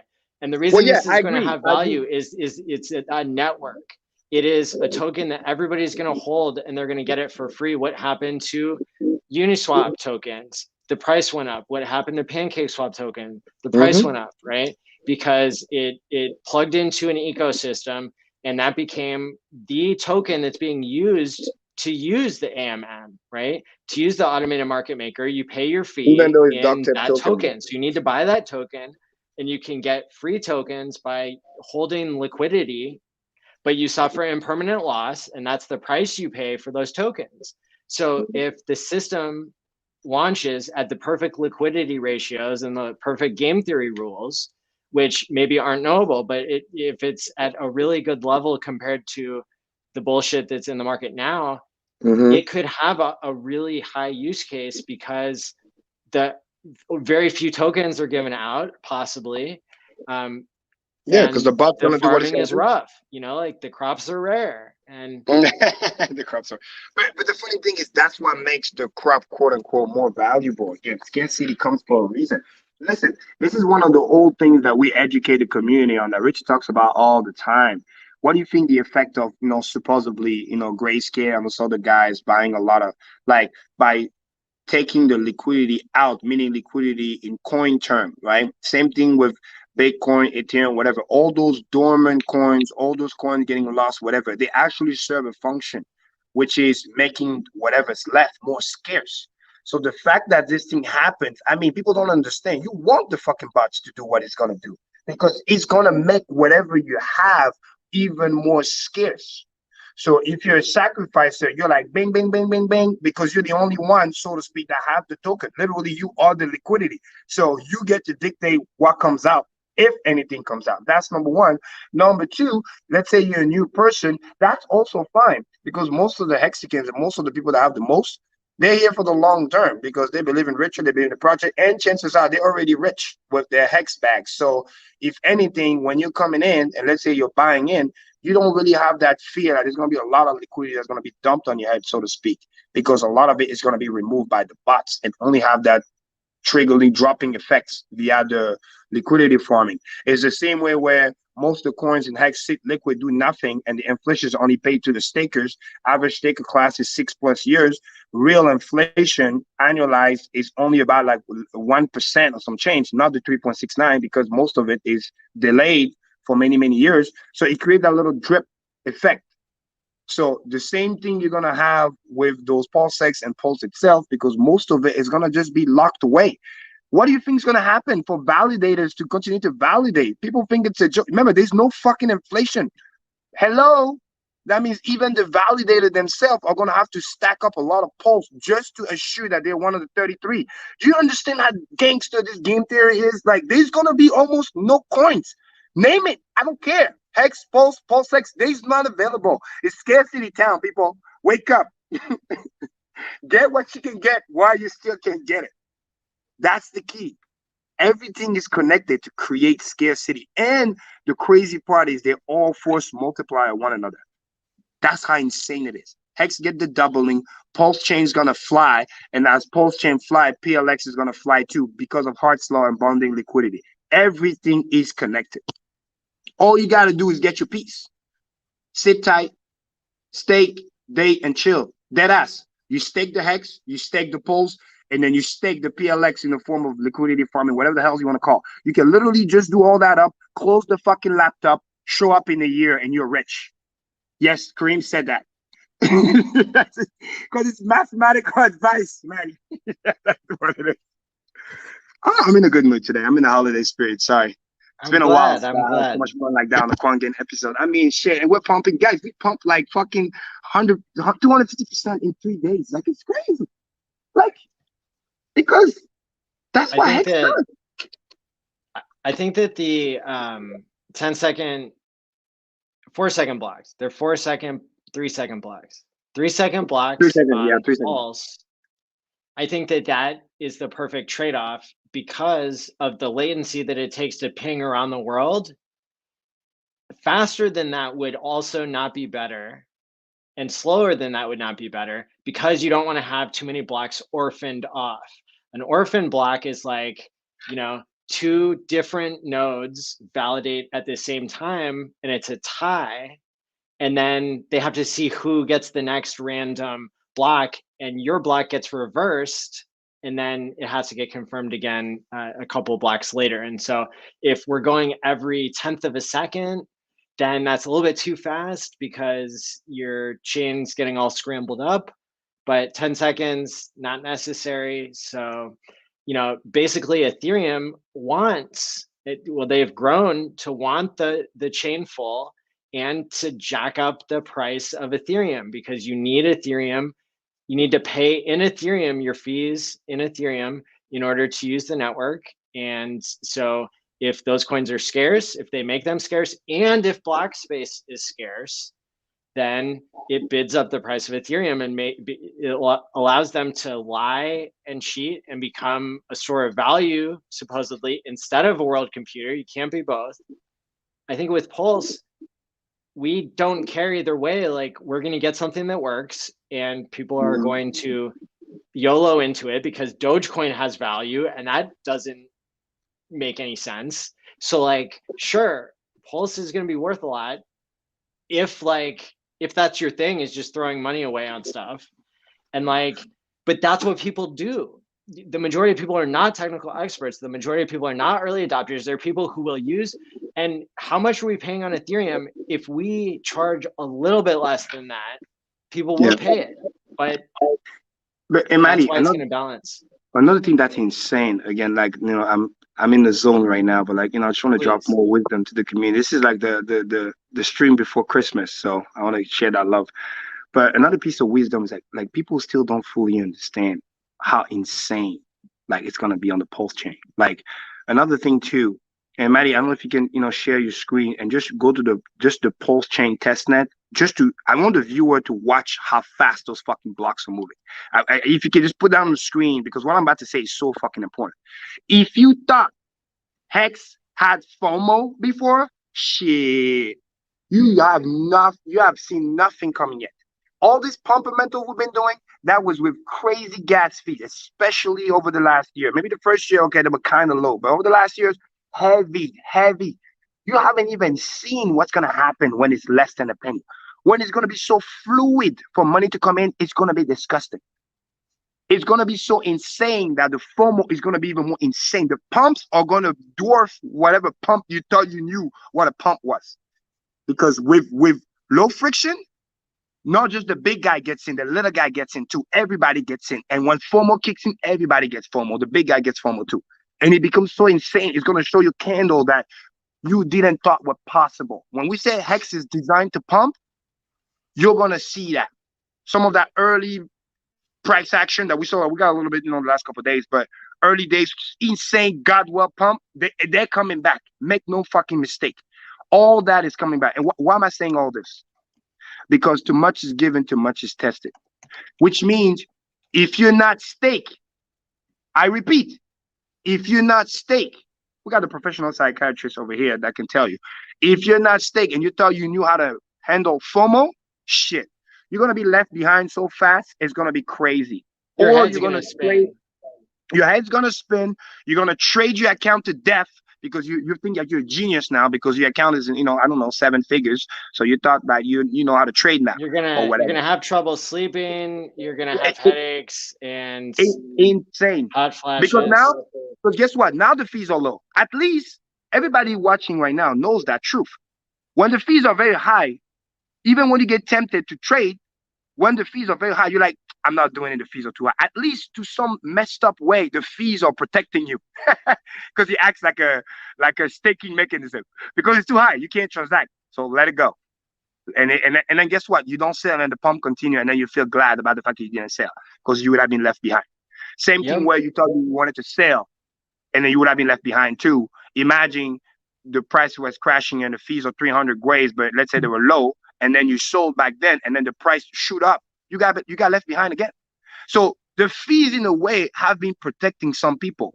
And you know who you are. All of you guys are not staked right now. But make no mistake, on PulseChain, you're not going to get that protection. That shit's going to be less than a penny. You will be tempted. I'm telling you right now, call me Nostradamus. You will be tempted psychologically to sell or to do whatever shenanigans because you think you're an expert now. Because you know the price. You think, I'm just going to sell here and buy back here, right? And you think you always go according to plan until it fucking doesn't, and you get left behind. The smart people are going to stake because they know there's too much opium coming in. Get away. Don't be in front of the train. Let the train ride. The swing traders and the micro investors are the ones actually making money. The day traders always become the liquidity and get wrecked. Trade their account to death. So look at this screen. Those are 4-second blocks. And look at how fast they're moving. This is no joke. You need to understand that. Because right now, this is practice, like Iverson would say. We're in practice right now. When this shit goes live and you don't know how to protect your hands and you think you're smart, you don't need to be staked because you do blah, blah, blah, especially even on PulseChain because there's no hard time lock. You think you're just going to do whatever? Okay, cool. We'll see in about a year who sold and who didn't, and then who actually made it. So that's the piece of wisdom for the holidays. I want to remind everybody. 4-second block is no joke. It's no joke. 4 times faster than Ethereum. And we're fairly going to be empty in the beginning until the people start to move in. So those early, whatever it takes, couple months, 6 months trading before the chain start to fill up. And even if it start to fill up, we're still going to be very, very low transaction. Understand that wisdom, please. I'm begging you. All get left behind. And then, at least I'll go back to this video. I'm like, hey, me and Maddie were here. We told you. And then those who listen, congratulations. Those who don't, For the record, there were a lot of 10 and 15-second blocks in there, but the average says that it's 4, and you can verify that on your own. Yeah, which makes sense. I mean, just like Bitcoin, sometimes it takes a year, an hour, a year. I'm sorry, a year. I said a year. Sometimes it takes an hour. An hour for the block, yeah. But the average, the point is, the average. But yeah. That's what I'm flying by compared to on Ethereum, compared to on Bitcoin. This is this is like we said, just the right speed to not have orphaned blocks and to have your chain running smoothly. Yep. Because we're not greedy gatekeepers, we are not making the block space so small that because Ethereum could speed it up by 4 times, they could increase the amount of data that can go into each block, but they don't. Because they want to protect their store of value, because it's a security racket, because they're not really a decentralized world computer like they plan to be, and because their whole solution is, and like I said last week, no, it was on Thursday on the episode, I hadn't seen Joseph Lubin, who founded MetaMask and is also I thought he was just a co-founder of Ethereum, but there are lots of co-founders of Ethereum. But he said that from the beginning, he and Vitalik realized that they were going to have to shard stuff. And then now it's been 5, 6, 7 years. And they're still trying to figure out how to do it. The grid got to them. Because here's the thing. When you have less optimum game theory, you're just going to do what you think is best because now you're trying to steal the narrative of Bitcoin by being the store of value. So now all of a sudden being slow makes sense to them, which actually, if you're playing the long-term game and business strategy, it's actually the worst thing you can do. It goes back to what I was saying earlier when I was talking about the difference between doing the right thing and the wrong thing. And it's easy to do the wrong thing for easy gains, but long-term, you're going to get punched in the face. Instead of doing the right thing, it takes a while, but the people are going to stay. You see, PulseChain is going to do tremendously better because PulseChain is not trying to scam the user. PulseChain is doing what a chain is supposed to do, make it affordable and usable for people to transact.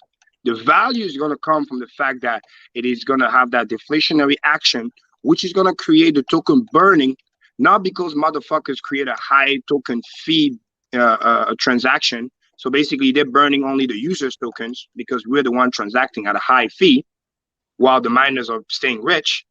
The PulseChain created an incentive where the user loves the chain so much because it's usable that transaction volume goes through the roof because of actual motherfucking activity, not garbage.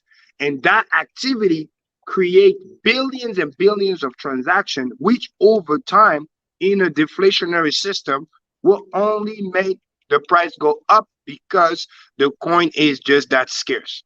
It starts at a number and then forever goes down. You see, that's perfect game theory with long-term mindset attached to it. However many years it's going to take, the point is it's getting deflationary from day one until forever. That's the secret between people who build ecosystem that's going to last and people that being build rackets like you're talking about, which is cool at first because it's like Monopoly. You're the only fucking guy on the block. So people got to tolerate your ass and deal with your high fees and whatever. But the moment the other solution comes in, better, faster, guess what? We're gone. You have no loyalty. Park place, bitch. Yeah, because, and rightfully so, you have no loyalty. Why? Because you didn't take care of the users. You treat them like they were your cash cow. When you had the opportunity just to create something faster, but again, like you said, you want to protect your bag, you didn't want the price to go down. It's like, since when Ethereum is trying to play Bitcoin narrative? It's like when you play a game on the business and then you start to compete and you stop dominating, you start to worry what your competition is doing. That's when you start to lose because your eye is no longer on the ball. Your eye is no longer on the price. You're worried about what the competitor is doing. You're trying to do Bitcoin stuff when we know Bitcoin is stagnant. Development is not going nowhere. They just want to protect their bag and that's it. Meanwhile, PulseChain is innovating. It looks like it's nothing. 2-3 years later, we'll swallow the whole market share. See you later. Bye-bye. Until they finally, get with the program. And even if they do, if they don't do it fast enough, market share could create permanent damage in market share and they will never be able to compete back. Because why would you go back to the chains that misbehave, after you left? It's like, I'm going to use the perfect analogy, Matty. It's like Comcast and Verizon. It's like you being on the monopoly on one of Comcast. They've been scamming you, high fees. You pay crazy hundreds of dollars for TV, internet, phone. I know I used to sell this shit, and I was so pissed because they keep changing the price, playing the monopoly game. And then the moment Verizon comes, everybody fucking start leaving. And then the audacity, that's when they start to lower the price because they realize, oh, wow, Verizon is here, so we're going to lower the price. What do you think the fucking user did? They said, F you, we're not coming back. Because you had the opportunity to lower the price. You didn't. You make it look like you couldn't do it. And now because I'm leaving, you want to lower the price? No, F you. I'm out of here. Bye-bye. That's what's going to happen if Ethereum don't get this stuff together. Once people find something better and they remember all the pain, all the gas fee that they had to pay, shit, they're not coming back. They're not coming back. And that's the point that we're getting into. And if Hex, not even if, when Pulse is able to beat Ethereum 2.0 to market, shit, we're going to be flying. Again, 57,000 and growing. Probably by the end of the week, it's going to be 58,000. Massive. No bots, real people. PulseChain chat. We're cooking right now. I don't feel bad about Vampire attacking Ethereum because Ethereum already got attacked by miners. Its game theory failed. The narrative changed to store of value, right? But it's still, at its core, it's a manipulated and corrupt market. And Hex and Pulse will prove that. Now, when RH launched Hex, that was before Uniswap and the automated market maker technology had been published and was in the wild. So now that he has let that technology live for a year and a half and seen how everybody played their cards wrong, he can come in, with his energy, and he can come in with the real game theory, with the facts. He can look at the receipts. He can see what worked in the real world, and then not be incentivized to rug pull, bring in the strongest hands and the smartest minds in crypto in the Hex and Pulse communities right? And really change things, I think, when it comes to the problem with ETH and the use case for Pulse and PulseX. Now, based on what Karim said, it made me think, you know, capital goes where it's treated best. Absolutely. Always. Which Always. these days is exploiting consumers that are trapped in techno walled gardens. And so when Verizon and AT&T and Apple and Google and everybody gets together, Silicon Valley decides to like just decide the prices of everything and determine what the liquidity is between Tesla and, you know, the meme stocks and everything else, you know, when they buy the regulators, that creates a situation where capital being treated best is abusing the consumer and exploiting the consumer. And so the way that you fix that faulty incentive structure is by introducing a technology that leaps forward. And so yes, Andreessen Horowitz, A16Z, they bought into Uniswap and they think that they own something that is supposedly decentralized. Well, guess what? We all sold, everybody in Hex who used Uniswap in the beginning, we sold our Uniswap tokens. The tokens that we got, 1 million Hex worth, is now worth $200,000, $300,000. And all that money can go into creating these free market solutions that is going to compete and crush Uniswap itself. Yeah, and again, this is the key that I want the viewer to constantly realize and remember, because it's not just about wisdom at this point. It's like understanding, again, right from wrong and knowing what actually pays in the long run. Again, true success is lasting. See, that's something I learned from my dad, right? Success is not just, hey, you win for like a year or two, and then because you're going to be remembered for the other stuff that you didn't do and then what you failed. It's something that you can have for a very, very long time. And then you can look back and realize that you didn't hurt nobody, you didn't lie, steal, cheat, and somebody going to say, hey, you didn't do it the right way, so to speak. So the problem with those people, and that's what I have a problem with Karim, is they use a lot of excuses. And you know me, Maddie, I'm big about like holding people accountable and removing the excuses. First excuse, like I heard, was like perfectly said, oh yeah, the miner, this, that. No, bro, F that. When the miner were doing your bidding, you were cool. Now all of a sudden they switch, and then instead of standing up to them, right, like Richard does, you know, standing for what's right for the fucking users, because years prior, you were out there talking about how, oh, it's outrageous. Bitcoin transaction is blah, blah, blah. You know that Vitalik video? It's like more than 6 cents or whatever that is. Like, no, now you're switching. You're switching because it's convenient. You're switching because you don't want to have the hard talk. Imagine you had the hard talk. Yes, some miners going to leave and trying to threaten the network, whatever. But guess what? They're going to be shooting their own bags too. And then leave. And that's okay. And guess what? Those who stay, you rebuild with them and you rebuild bigger and better. That's the key. Same thing with Hex. Same thing with the T-share. The T-share rate doesn't care for nobody. You stake and it tells you, the system tells you, what are you going to do? Are you back in? Or are you cashing out? You cashing out? Okay, cool. Bye. See you later.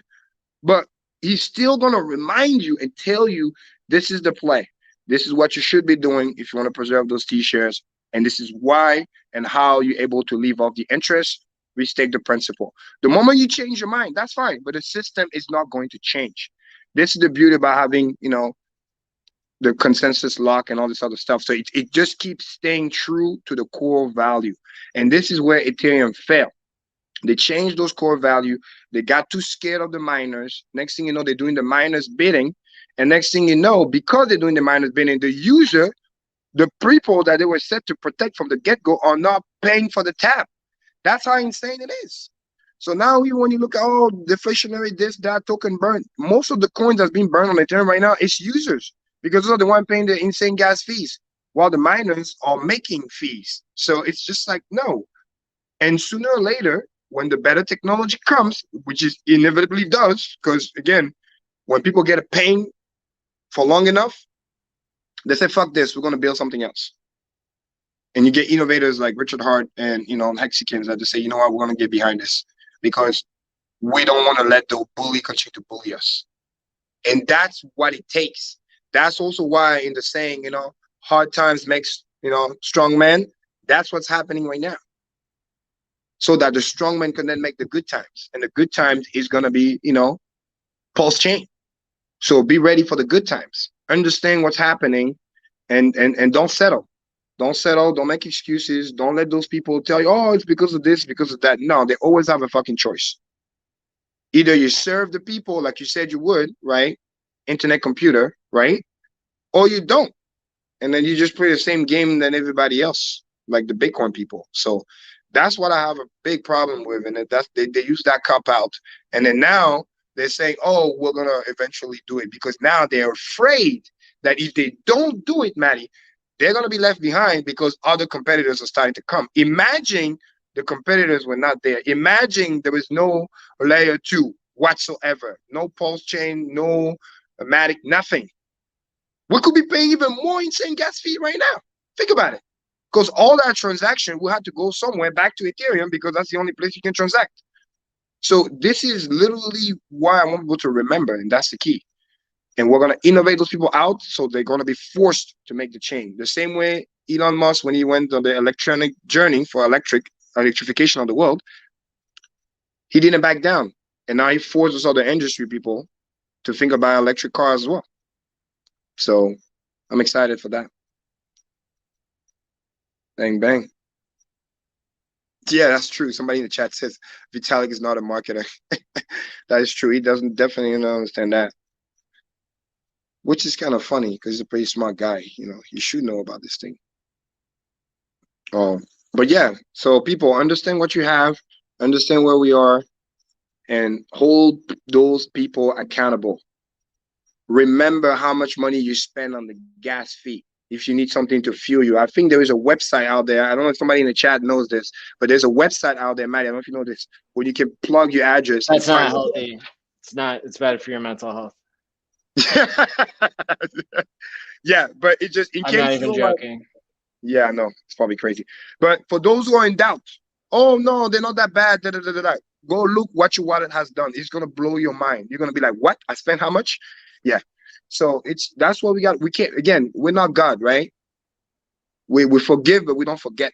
And think of all the new people that like never got to experience anything on Ethereum. They never got to see any gains at all. They never held any crypto because their friend told them about it, and it was like $100 to get started, and that's all in fees. Like most people wouldn't do that. To send, there have been times when I didn't send people Hex to onboard them, because it was $50 or $100 to send, and I was like I waited, and now I have.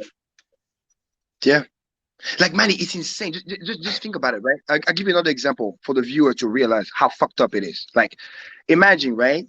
Staker app to onboard somebody. Real talk, and I've said this many times on the show, and some people know, but for the new viewer, maybe they don't know. When people pay the $10, right? The wallet actually costs $100 fucking dollars, like I've been saying. So we subsidize 90%. Imagine if you just barely doing 1,000 wallet a week, which at some point we have been trending on. Now it's a little bit slow, but still, I mean, we have, deployed over 23,000 wallets out there, and then over 100,000 people download. Yeah, we have deployed over 22,000 plus 22 to 25. I don't know the exact number. 22 to 25,000 smart wallets, and then about over 100 as of 2 weeks, 10 days. Over 100,000 people download the app. Because you have the view only, and then you have the smart wallet. But let's just talk about the smart wallet for a second, right? At some point, I was measuring it. We were doing about 1,000 wallets a day. Just imagine that activation, Maddie. Think about it. At quick math, this is QuantGang, just for fun. 1,000 wallets multiplied by $100. Okay, that's 100 grand, people.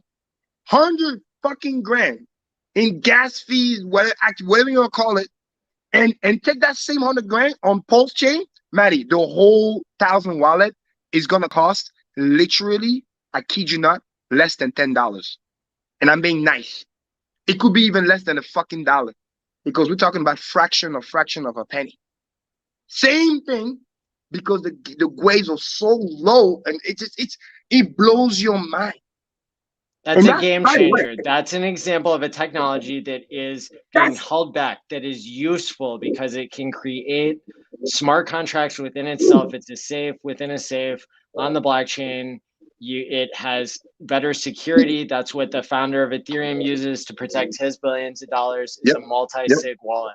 So Staker app and Karim's company being now the #1 deployer of smart contracts in the world, in the history of this technology, should tell you something about what's coming and how much capital could get deployed and how much technology could get deployed.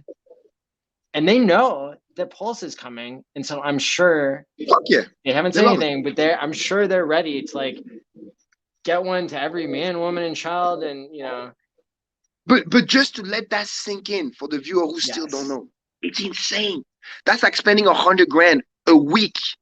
And imagine we're just one quote unquote, you know, app, whatever you want to call it, interacting with the Ethereum blockchain. Imagine all the other ones.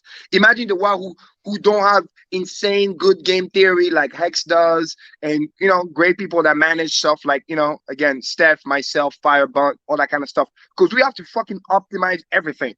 Imagine, excuse me, we don't have to spend that $100,000.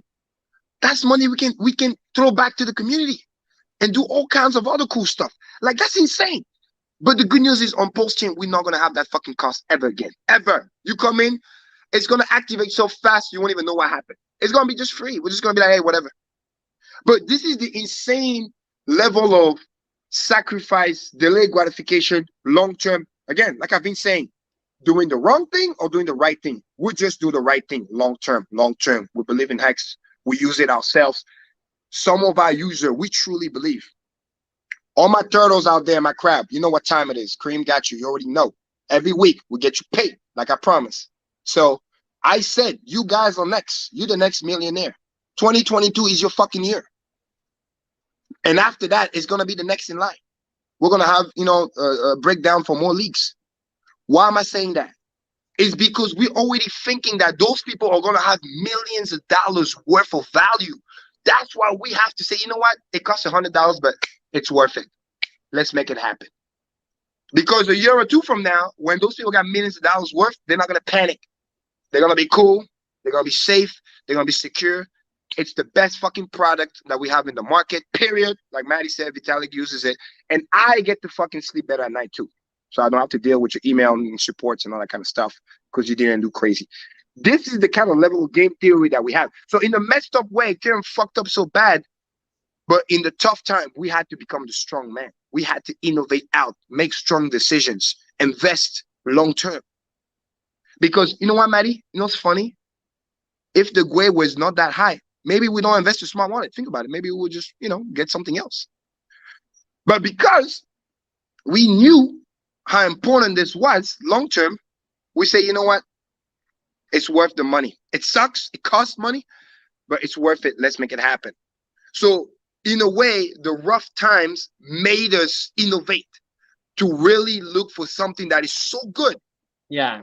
That we can say, you know what? It costs money, but how do I make sense of this? And this is what you learn also in professional sales. Like, price is never an issue. It's about the value. What are you getting, right? Like, you know, like right here, this gorgeous villa house here and all this other cool stuff. Like, obviously, price is insane, but what are you getting, right? The simple fact that you have access and you can park a fucking yacht, it's just insane. So it's just, this is the key, and this is what this is about. So no, I'm excited. Like, people have no idea, man. PulseChain is a game changer. Onboarding, game changer. Maddie, we're gonna probably start doing 10,000 people a day, every week onboarding. It's gonna be insane. Wallet counts are gonna go to the roof. Like, people. So there's a comment here from Mike saying Vitalik is not a marketer, so Richard Hart will blow his quote unquote unfinished project away. Facts. That's a fact. Shout out to you, whoever said that. On my phone's hard to see the comments. My bad. But yeah, no, hex.com. Guys, hex.com. I'm telling you. I see new all-time high before the end of the year. Yeah, I said it. You heard me. You heard me. Be prepared. Get your T-shares. Because sadly, what that means, if we do a new all-time, when we do a new all-time high, that means the T-share is over $10,000. Get in position. Get that shit locked up. Get your money set aside for the PulseX. But be prepared. Because what's coming, the world is not even ready. When Richard said that stuff in the interview, he was goddamn right. When people literally just underestimate, like they downplay. And this is why I'm so bullish. It sounds crazy, but I think people don't realize how crazy it's gonna be. So it's like we're about to over deliver, and when the market outperforms, you're gonna see legendary candles again that you have never seen. You thought this is not even possible, but it's people are gonna cry, Maddie. People are gonna be crying. Get ready. It's gonna be crazy. Get ready to sign up for Hex Therapy as well. Very important. Every Thursday, show up because you're gonna need it. And I'm not even fucking joking.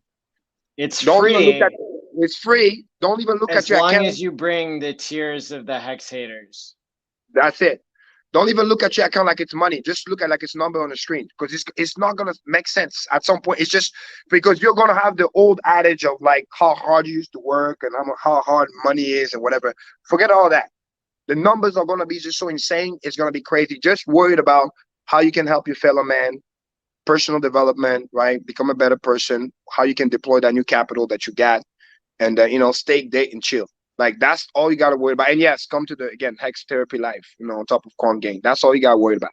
Because what's about to happen, it's going to be insane. So be ready for that. It's very important. For the upcoming live streams that we have here, scheduled every Thursday night, there's Hex Therapy. Every Tuesday night, there is QuantGang.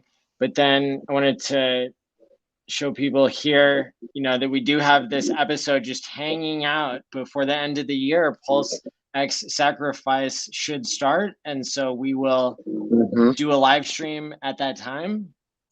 Whenever it happens, I know that people are going to be doing New Year's streams, and so maybe this will launch tomorrow, and we'll use this thumbnail and this landing page to go live tomorrow. So just because there's a time scheduled here doesn't mean it's final. It just means that's what this placeholder is for.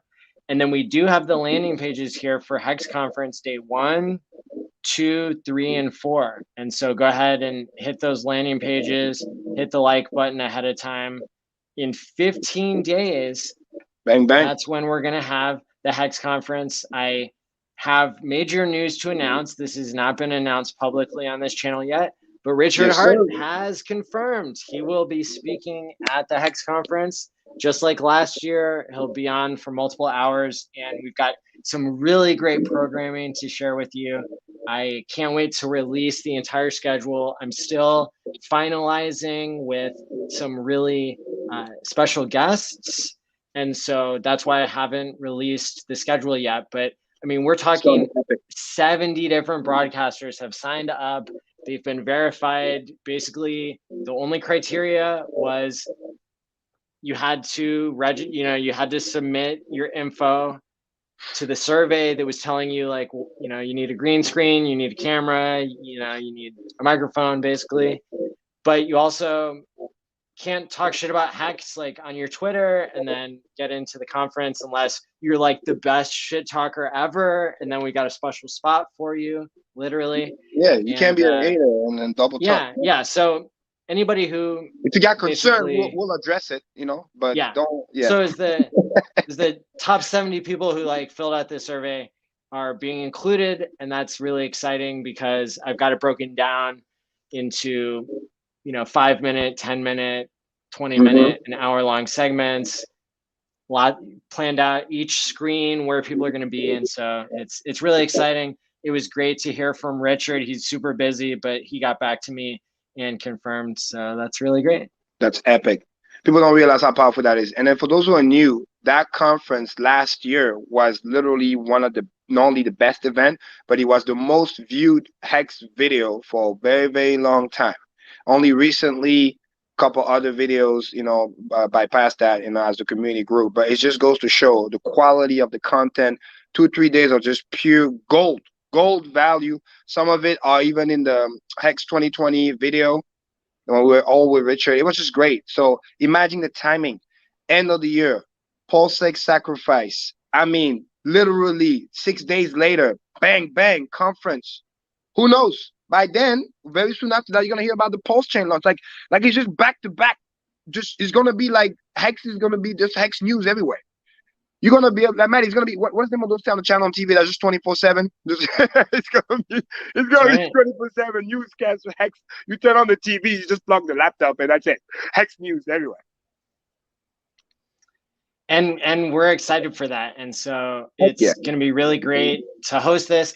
And then the QuantGang episodes before then, I've got Wave 3 TV coming on next week again, yeah. and he's going to break down the charts to make a second segment here for the PulseX to understand what the similar coins have done in terms of their technical analysis in the past. And I know we're coming up on 2 hours here, so that's why I'm starting to wrap up this episode. But I think the next QuantGang before the Hex conference is going to be sick. I know that there's going to be a 24-hour stream happening on some other channels. I know that when PulseX starts its SAC phase any day now, then we're going to go live. I'm also going to do a special episode where I make as many predictions as I can. And I've got a long list. It's going to be a long list of predictions for 2022. And we'll have probably some other pop-up shows, just because when I organize something like the Hex conference, it just puts everybody in connection with each other. And so sometimes we have to do a show. We're going to have Ruth do a special Bridge Bytes show at some point, again, probably by the Hex conference. And some other, there's some other really great guests that I can't announce yet, just because we're going to release it kind of in segments here in the next few days to really build up the excitement. Because once everybody knows what's planned for the Hex conference, I think it's going to be another really bullish, exciting thing for the community. So stay tuned for that. Absolutely. And again, joke on the side.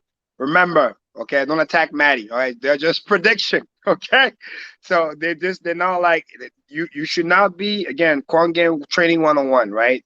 Don't think like a trader. Make your stakes, make your plan, and then just come having fun. And the prediction is just for fun, because at the end of the day, when you stake, right, it's just more like you have nothing else better to do. But what I like about those type of prediction that we like to do, especially, is like we want to kind of back it up with some type of logic, right? We're not just gonna say, hey, I think it's gonna be like, and then it's gonna be like, okay, I think it's gonna do this, and here's why, here's my argument, and then we can have a really, really powerful, like thoughtful discussion. It's kind of like-minded people, just melting pot type of discussion, and I like those type of things, because we definitely have a lot of bullish catalysts coming up, and then the rest is just history, because sometimes when the Chargers decide to do what he wants to do, I mean, even everybody gets shocked. So just stay tuned for that. It's gonna be a blast. We have a lot of great events. Be prepared, and do me one big favor, please, everybody. I kid you not. Outbound messaging. Talk to those family and friends. Be patient with them. Do not give up on them. I'm telling you, this is, I don't want to say it's their last chance, but like, you could be brand new and still have an amazing 2022 if you start now. And I need you guys watching right now to realize that you may not fully understand this, but you are somewhat responsible a little bit of how well those people can potentially do. And the reason why I say that is because I'm talking about the people that you care about, right? I'm not talking about people you don't care about. Those, listen, the haters, let them do whatever. I'm talking about those people that you care about, loved one, you know what I mean? They're a little bit rough around the edges, you know what I mean? They have a little bit of temperament, but you know them well, they mean well, or whatever it might be. Like, go again. You have Christmas coming. Do not waste that opportunity.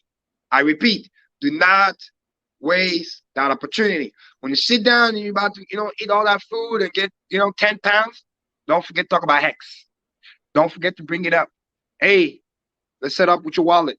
Hey, let's do, listen, get them a sticker out, get them whatever wallet, get them something. Use that opportunity. Obviously, have a great time, nice to see them eat, right? Don't just be direct like that. But before you leave that house, that in-law, that friend, that family, that whatever, make sure you let them know about Hex. I am telling you, it's the biggest gift you can give them. New Year resolution, Christmas, you name it, combine all three, whatever. Because this time, mark my word, next year, this time, you're going to be so proud if you're able to get that message across, get them to buy and stake Hex, especially before the copy. And then you watch the gains. Man, they're going to be singing your praise. They're going to be praying for you. They're going to send you so much good vibe and good karma that God's going to be like, man, this human being is out there doing the God's work, spreading the love. Do your part. Everybody else is doing so. I'm doing my part. That's why I'm here. Miami, don't let this fool you. Yes, it's cool, the yacht, whatever. But make no fucking mistake. I'm here to onboard. That's why I didn't go to London. I love Richard, love to see him, make no mistake, but I delay gratification because I know what matters the most. We need to get those on board. Because let me say it again. When we do all-time high and the price doubles from here, a fucking T-share is $12,000. How many people do you know that got $12,000 just to get one? Right? So we need to get them in now as much as possible, get as many B shares as they can. Because as fast as it gets to B share, it can also fastly go to M share. There's no reason to stop. People think you just get there and oh, whatever. Nope, nope, nope, nope. It could just continue to go and go and go and get more and more and more and more expensive. And again, it moves at a compounding rate. Share rate goes faster and faster.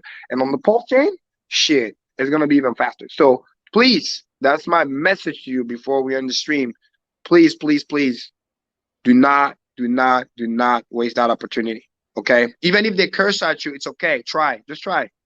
And so then they don't listen, you can say, hey, I tried. Maddie, go ahead. So. Here's my final comment before we sign off for today. I have to announce this. It happened. Whales only will be back on the channel for the Hex conference. It's confirmed. Talk to him on the phone. Breaking news, people. Breaking news. The QuantGang Whales only will be back on the Hex conference. Hold on. What? Hex conference. Check it out. Shit. Live That's in 15 days. people. Have a good week, people. See you next time.